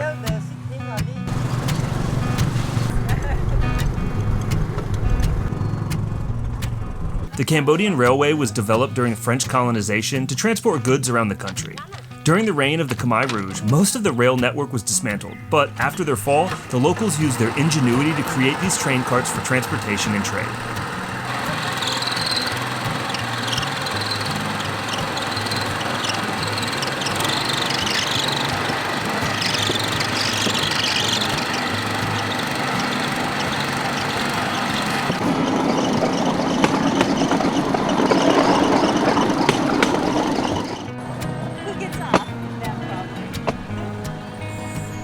There's only one track for both directions, so every once in a while we have to stop and disassemble the train to let others pass.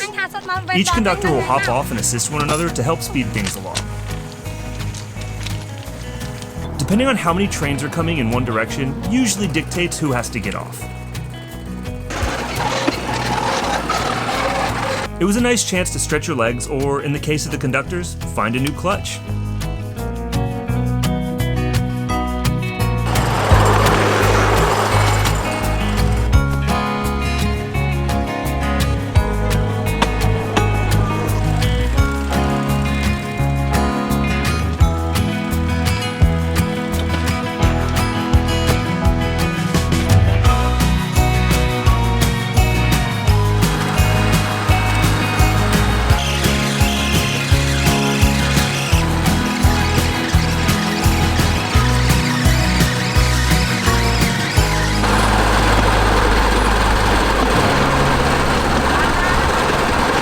Did we mention that proper trains use this track too?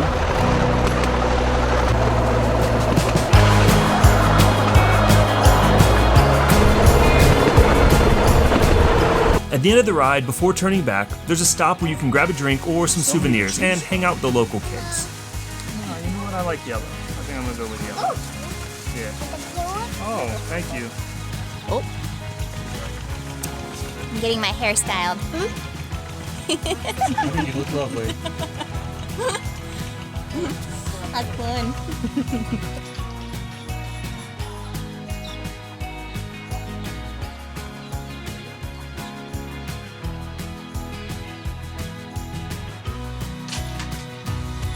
La la la la la. Yeah. La la la la. La la la. Yeah. You should show them what it La la la. Ate là ngay chị cả. Nay chị có trai mình. Ate lang lực cỏ. Oh, wow.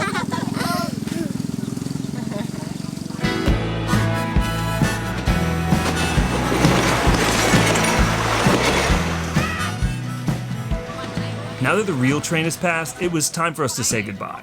This experience, while it was one of our favorite stops of the day, got us thinking. It's not lost on us that these kids are out here working. And everyone has different thoughts on the matter, I'm sure. But honestly, it's a lot more nuanced than we initially thought. We're not here to force our opinions on you or the people we meet on our travels. We just aim to share our experiences and let you decide what kind of activities suit your travel style.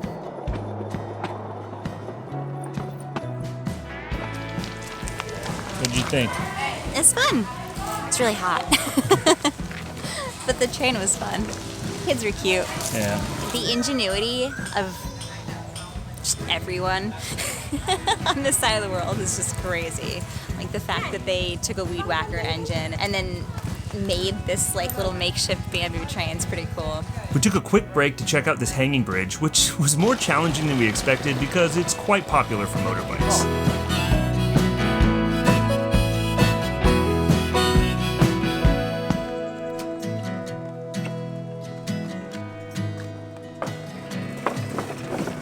Now we're headed to our last and arguably most exciting stop of the evening.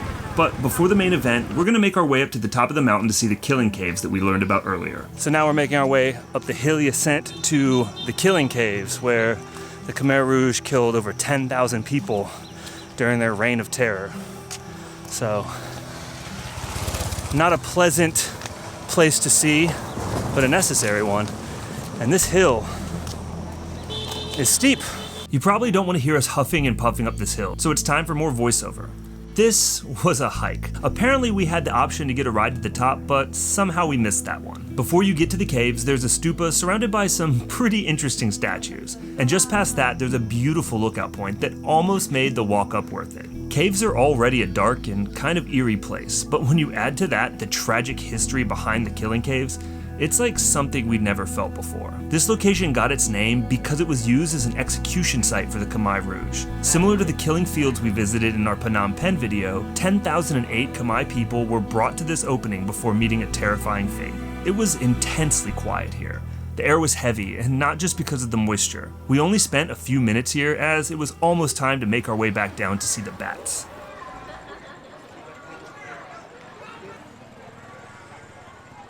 We were told that the bats come out at 6:40. It's 6:15 right now, and they're actually starting to come out right now, so hopefully we didn't miss them. This is what we were most excited to see. We've heard of similar things happening in other parts of the world, but haven't had a chance to see anything like it. 15 million wrinkled lip bats live in this cave system, and every evening around 6:30 p.m., swarms of them will fly out of the cave in search of dinner. Sure is a lot of bats. I just want to know where they go.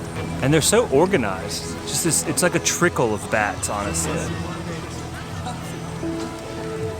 And this whole thing's kind of like a spectacle. There's like so many people set up to just watch it happen. It's kind of cool. I feel like this is a great way to end the day.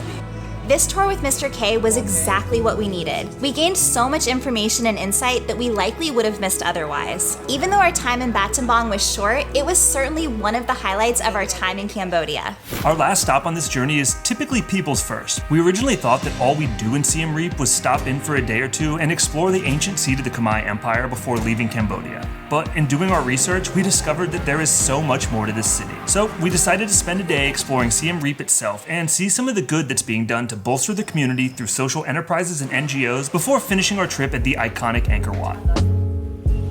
So one of the things we're most excited about today is that we're going to be visiting a couple of businesses that are actually also social enterprises that give back to the community here in Cambodia. We're starting off at Footprints Cafe, and we'll tell you a little bit more about it once we get inside. This cafe is tucked away on fashionable Street 26, seamlessly combining cozy charm with a sleek, modern vibe.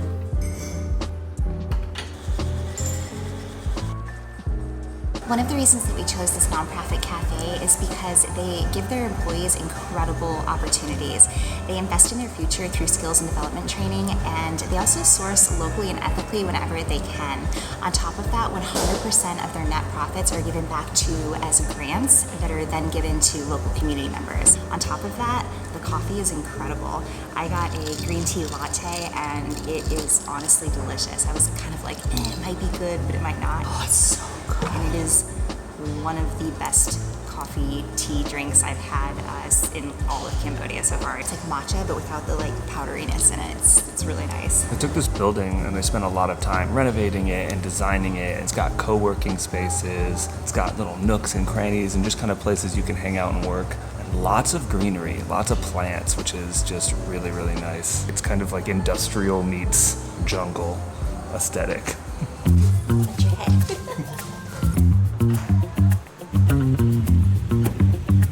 On the way to find a ride to our next destination, we got just a little bit hungry, so we had to check out some street waffles, because, well, street waffles. And of course we had to get a sugarcane juice too.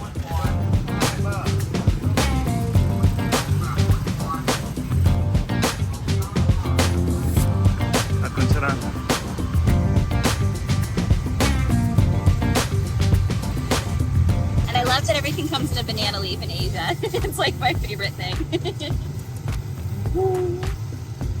It smells so coconutty and delicious. While we were sitting on this bench enjoying our breakfast, we found our ride. We'd looked on rideshare apps like Grab and PassApp, and it would cost $13 there and then $13 back again. But our new friend offered us an incredible price of $15 round trip. How can you argue with that? Over the next 40 minutes, we carved through the beautiful Cambodian countryside. The roads were bumpy in the back of our trusty remorque, but honestly, I can't think of a cooler way to get around during your time here. We discovered that finding a ride in Siem Reap is pretty easy, with most drivers hanging out around the downtown area and outside of popular hotels. After a gorgeous but damp drive, we have arrived at the Cambodia Landmine Museum. So we got our tickets to the Landmine Museum and it was $5 per person. And it says, thank you for your contribution. Everything on display has been inspected 100% free from explosives. So we're gonna go learn about Cambodia's history. This museum was founded by former child soldier Aki Ra. In the wake of the devastation caused by the Khmer Rouge, Aki Ra dedicated his life to clearing his homeland of the landmines and unexploded ordnances left over from years of conflict from civil war, the massive amount of bombs dropped by American troops during the Vietnam War, and later from Vietnamese occupation. What started as a small collection of explosives he'd cleared by hand has turned into a massive exhibition of the brutality that we as humans can unleash on one another. Walking through the grounds was eye-opening. The sheer amount of weapons, mines, cluster bombs, and other remnants of war sent shivers down our spines. We'd seen something similar during our 30 days in Laos, and our view on war and conflict has never been the same. It's an absolute shame that people can inflict this kind of damage on one another. And in the case of these unexploded ordnances, that pain is still lingering today. Because of the efforts of people like Aki Ra and other volunteers, more and more land is being cleared each and every year. But there's still so much work to be done. In the past, it was easy to bury our heads in the sand and feel like these issues were so far away. But after visiting the museum and meeting the people who've been affected by these senseless acts of violence firsthand, it's impossible to ignore. So that we could learn more about the efforts being made to make Cambodia safe from landmines and unexploded ordnances, our next stop is one that we've wanted to make for years. This is the Apopo Visitor Center. So we got here just in time. Apparently there's a tour in 3 minutes, so we have to hurry.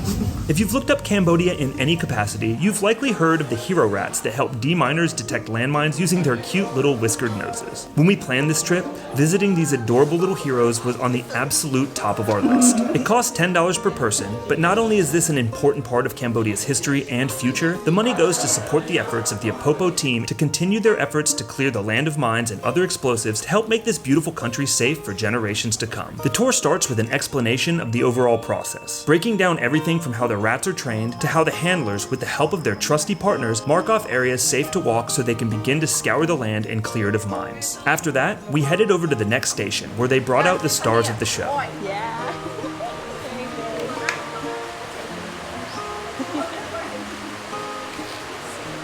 After a quick meet and greet, they performed a mock clearing using deactivated bombs, showing just how effective these animals are at detecting and alerting their team to active explosives.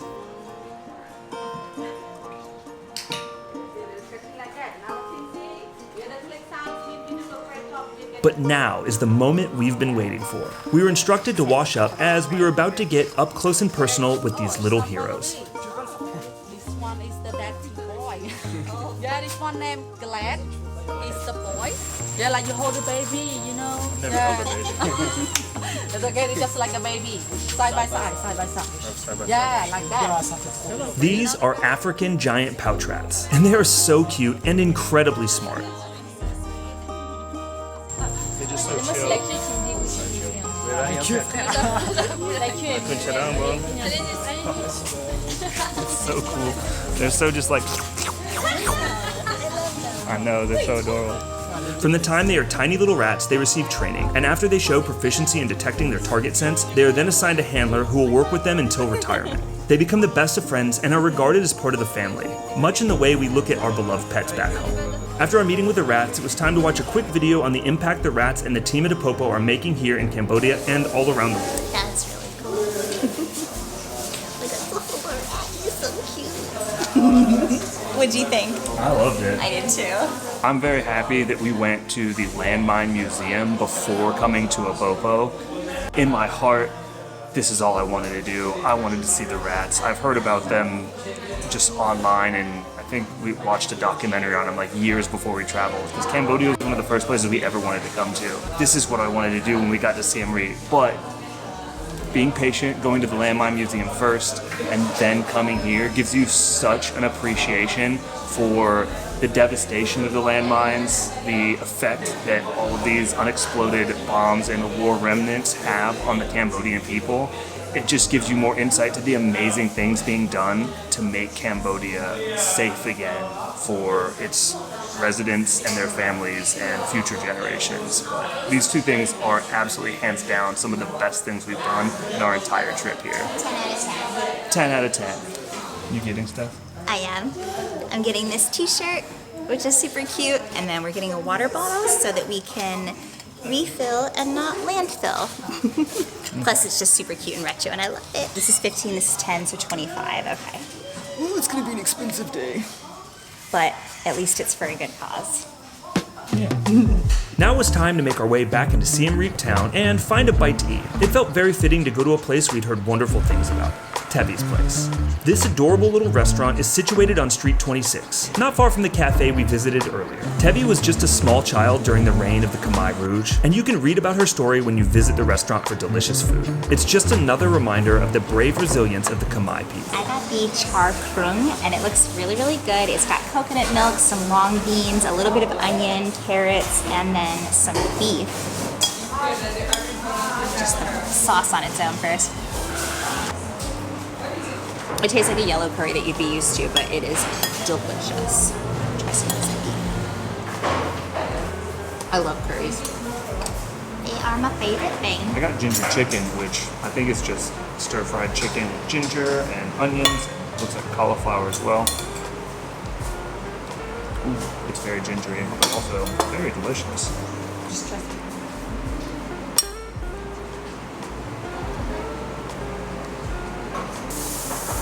It's like bright and fresh and just vibrant. It tastes different than anything else I've had here in Cambodia, and it's just like this really bright dish as opposed to being this kind of like heavy or peppery or curry type thing.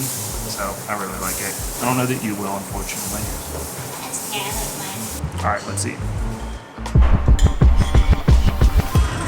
Now we're on our way to the Made in Cambodia market, and we'll tell you more about that when we get there. Hint, everything's made in Cambodia. Yeah, that's, I felt like that goes without saying. Yeah.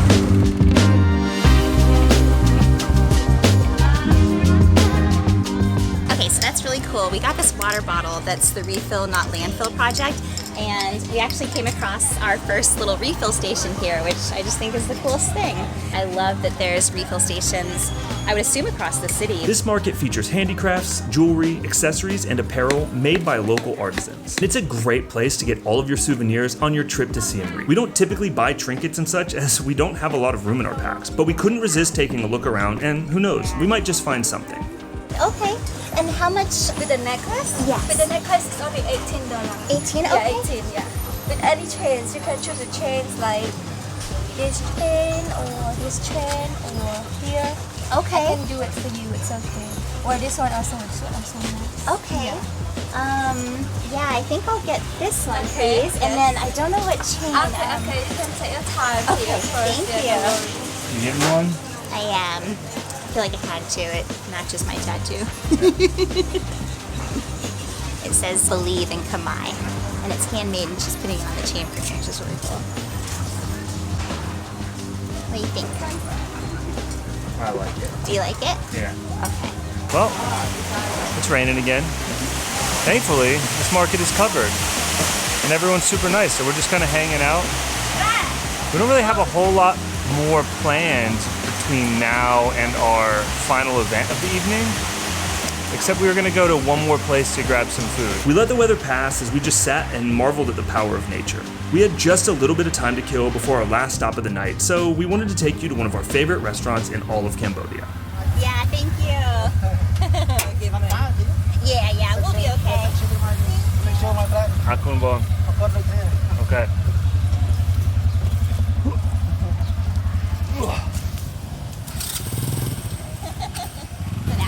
And plus, then we get to see this little guy.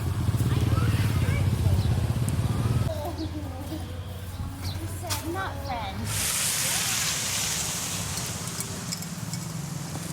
It's slick. Honestly, this is why we wear Crocs when we travel, because you can just get them super muddy and then we can just hose them off when we get home. In the shower, with the bum gun, one way or another, these things are getting clean again.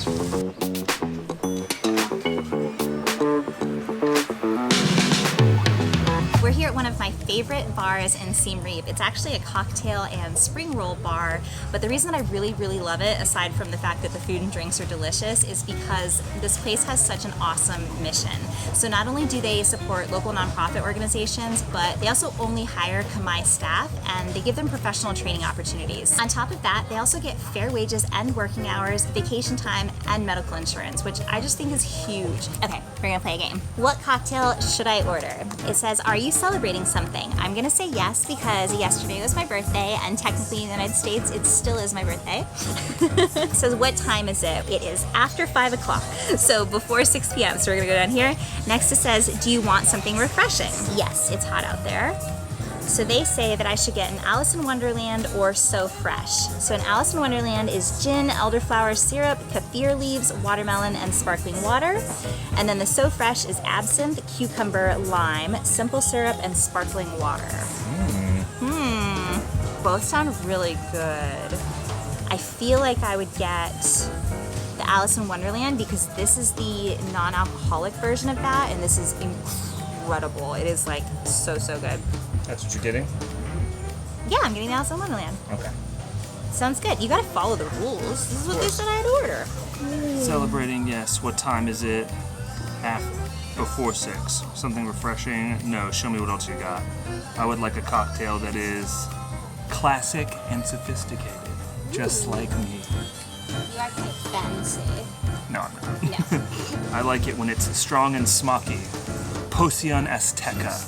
Mezcal, tequila, honey, and lime. Yeah, that sounds exactly like something I would drink. Yeah, that sounds great. That's so cool. I love their presentation. Yeah. Oh yeah, that looks fancy. That big gin glass. Doesn't it? Oh, and I know it's gonna taste delicious. This is a heavy glass. I feel like I'm gonna break the stem. I should probably drink it like this. It's so good. It's honestly just as good without the gin though. Like I'm gonna make this concoction at home without alcohol and just be like, you wanna try your poison? Yeah. Poison potion? Potion. Is it Poison? What? No, it's not poison. Just drink it, it's fine.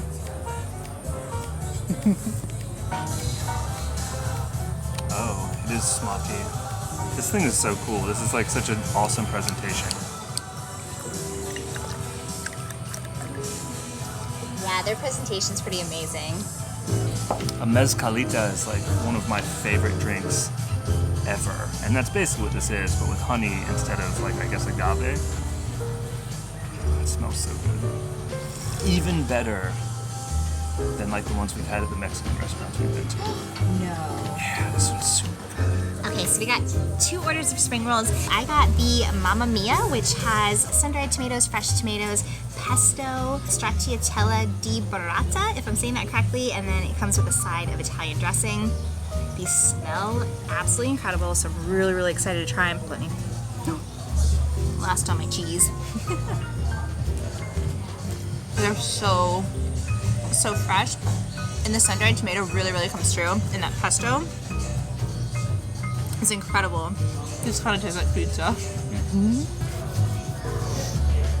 So I got the Wild Wild West, cheddar cheese, beef, and caramelized onions, and they come with a creamy tomato sauce, and they also come with lettuce on the side, and I wonder if that's just to kind of help freshen it up a little bit. Let's give these a try.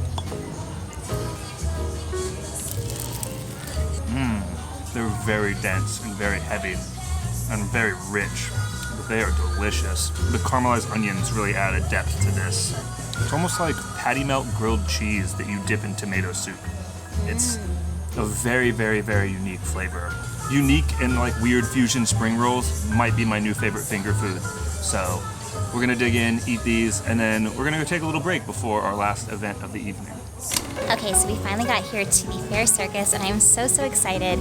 If you guys don't know about this place, it's actually a social enterprise that's attached to a nonprofit, and they basically take youths and children that are in poverty and teach them performing arts and skills so that they can make a living. It's a really, really cool organization. We'll go ahead and leave a link to them in the description below. If you want to check them out, you can. I do believe they take donations, but if you have a chance to come to the circus, definitely do it because it looks like a really fun time, and we're going to show you a little bit of what that looks like. Are you excited about the circus? Yes, it's like Cirque du Soleil, but in Cambodia. They actually do live the Cirque du Soleil. Oh yeah? That tracks. I don't know, I'm very excited. The fact that people can be that just absolutely acrobatic is bananas to me. And I'm glad there's no animals. Yeah, I wouldn't be here if there was animals. Phare, the Cambodian circus, mixes theater, music, dance, and circus acts to share uniquely Cambodian stories performed by students and graduates from a training center in Battambang. The school was started in 1994 by refugees who used art as therapy and now offers free education and programs to over 1,700 students. Phare gives these young artists a chance to show off their skills, make a living, and build a better future. Depending on the date, the shows are different, so make sure to check the calendar on their website to see which performance you can expect. This performance is called Panlu Sam Nang, and tells the story of a young woman who lost her parents to the Khmer Rouge and is healed through the power of art. These performers were impressive. We've been to shows like Cirque du Soleil, but something about the intimate setting here really pulls you into the story. It was funny and sad, beautiful and powerful. You could feel the love, not only in the tale of Panlu, but between the performers themselves and how it translated into the show. We were sad to have missed this while we were in Battambang, but knew we had to make it in Siem Reap, and we are so happy we did. You have to check this out during your trip here. We promise, you'll be glad you did.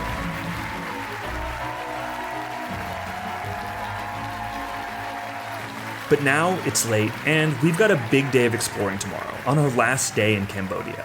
So we'll see you in the morning.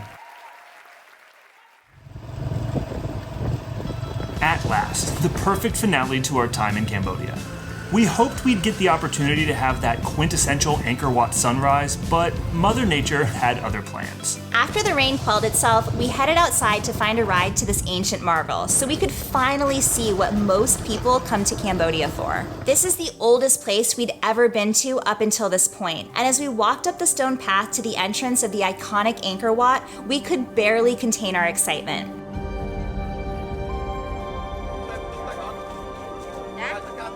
The grounds around the temple were immaculate and made a great place for people to take a rest while marveling at the incredible sight before them. The intricacies were what amazed us the most. The detail achieved by the Khmer architects is mind-blowing, not only in how it was carved straight onto the sandstone blocks, but in how so much of it is so well preserved to this day.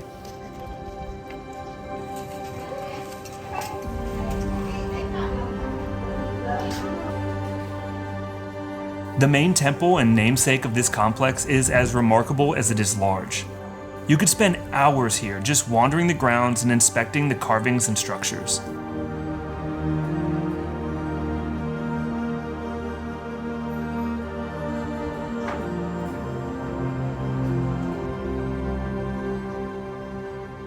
As it was hot and not getting any cooler, it was time to say goodbye to Angkor Wat and make our way back to our driver.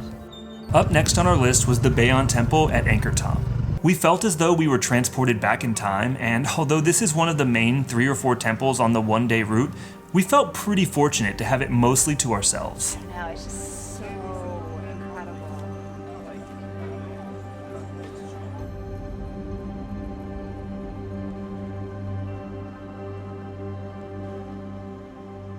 While this ruin was much smaller in size, it made up for it with impressive carvings, telling the story of hunts, fishing parties, and glorious battles. One of the most striking features of this temple complex is the many faces on the raised towers. Their subtle smiles have remained an enigma to scholars since its rediscovery in the 19th century. It was also nice to be able to dip in and out of the interior of this stone masterpiece so that we could escape the midday sun. And as we were leaving, we got to meet some of the local residents who called the surrounding jungle their home.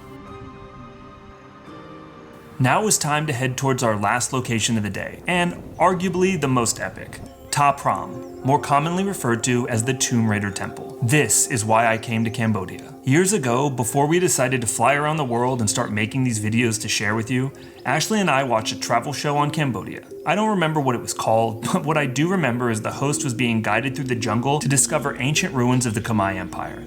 Navigating their way through thick trees that had merged with the stone buildings as if they were reclaiming the land that was always meant to be theirs is something that I knew I had to see for myself. While the other temples are impressive in their scale, this temple has such a unique look and feel. It felt like we were in a video game as we roamed the corridors, each turn revealing a new mystery. It is undeniably the coolest location we visited. Even though we weren't alone here, it was easy to find little pockets of solitude and really gain an appreciation for this edifice of an era past. The main attraction here is one of a number of doorways that are perfectly framed by the roots of these massive trees. This particular temple was built without mortar, so over the years, nature found a way to attach itself and merge with the structures, leading to this unique and picturesque scene. We've heard a lot of things about this massive complex that served as the seat of the Khmer Empire nearly 1,000 years ago. We've heard that it's expensive, which it is. We've heard that it's not worth it, or that you need a week to truly experience its magic. But our big takeaway is, like most travel destinations, it is what you make of it. We really enjoyed our time at Angkor Wat, and we wish we had more time to get off the beaten path and see the lesser known temples that make up the over 400 acres of this incredible place. Cambodia isn't just a place on a map. It's a country with a soul shaped by both heartache and hope. From moments of pure joy to the hardest days of our travels, this experience showed us a country of resilience and a spirit that refuses to be defined by its darkest chapters. We met people who taught us what it means to rebuild, to honor the past, and to live fully despite it. As travelers, we're constantly reminded that it's not just about the places, but people, moments, and growth. Cambodia changed us by challenging what we thought we knew about history, humanity, and even ourselves. It reminded us that travel isn't always about escaping to paradise. Sometimes it's about standing still long enough to feel the weight of a place and allowing it to change you. If you've stayed with us for this long, thank you. We'd love to hear your thoughts on this video in the comments below. So here's to the connections we made, the stories we heard, and the memories we'll carry with us from Cambodia. Thanks for watching.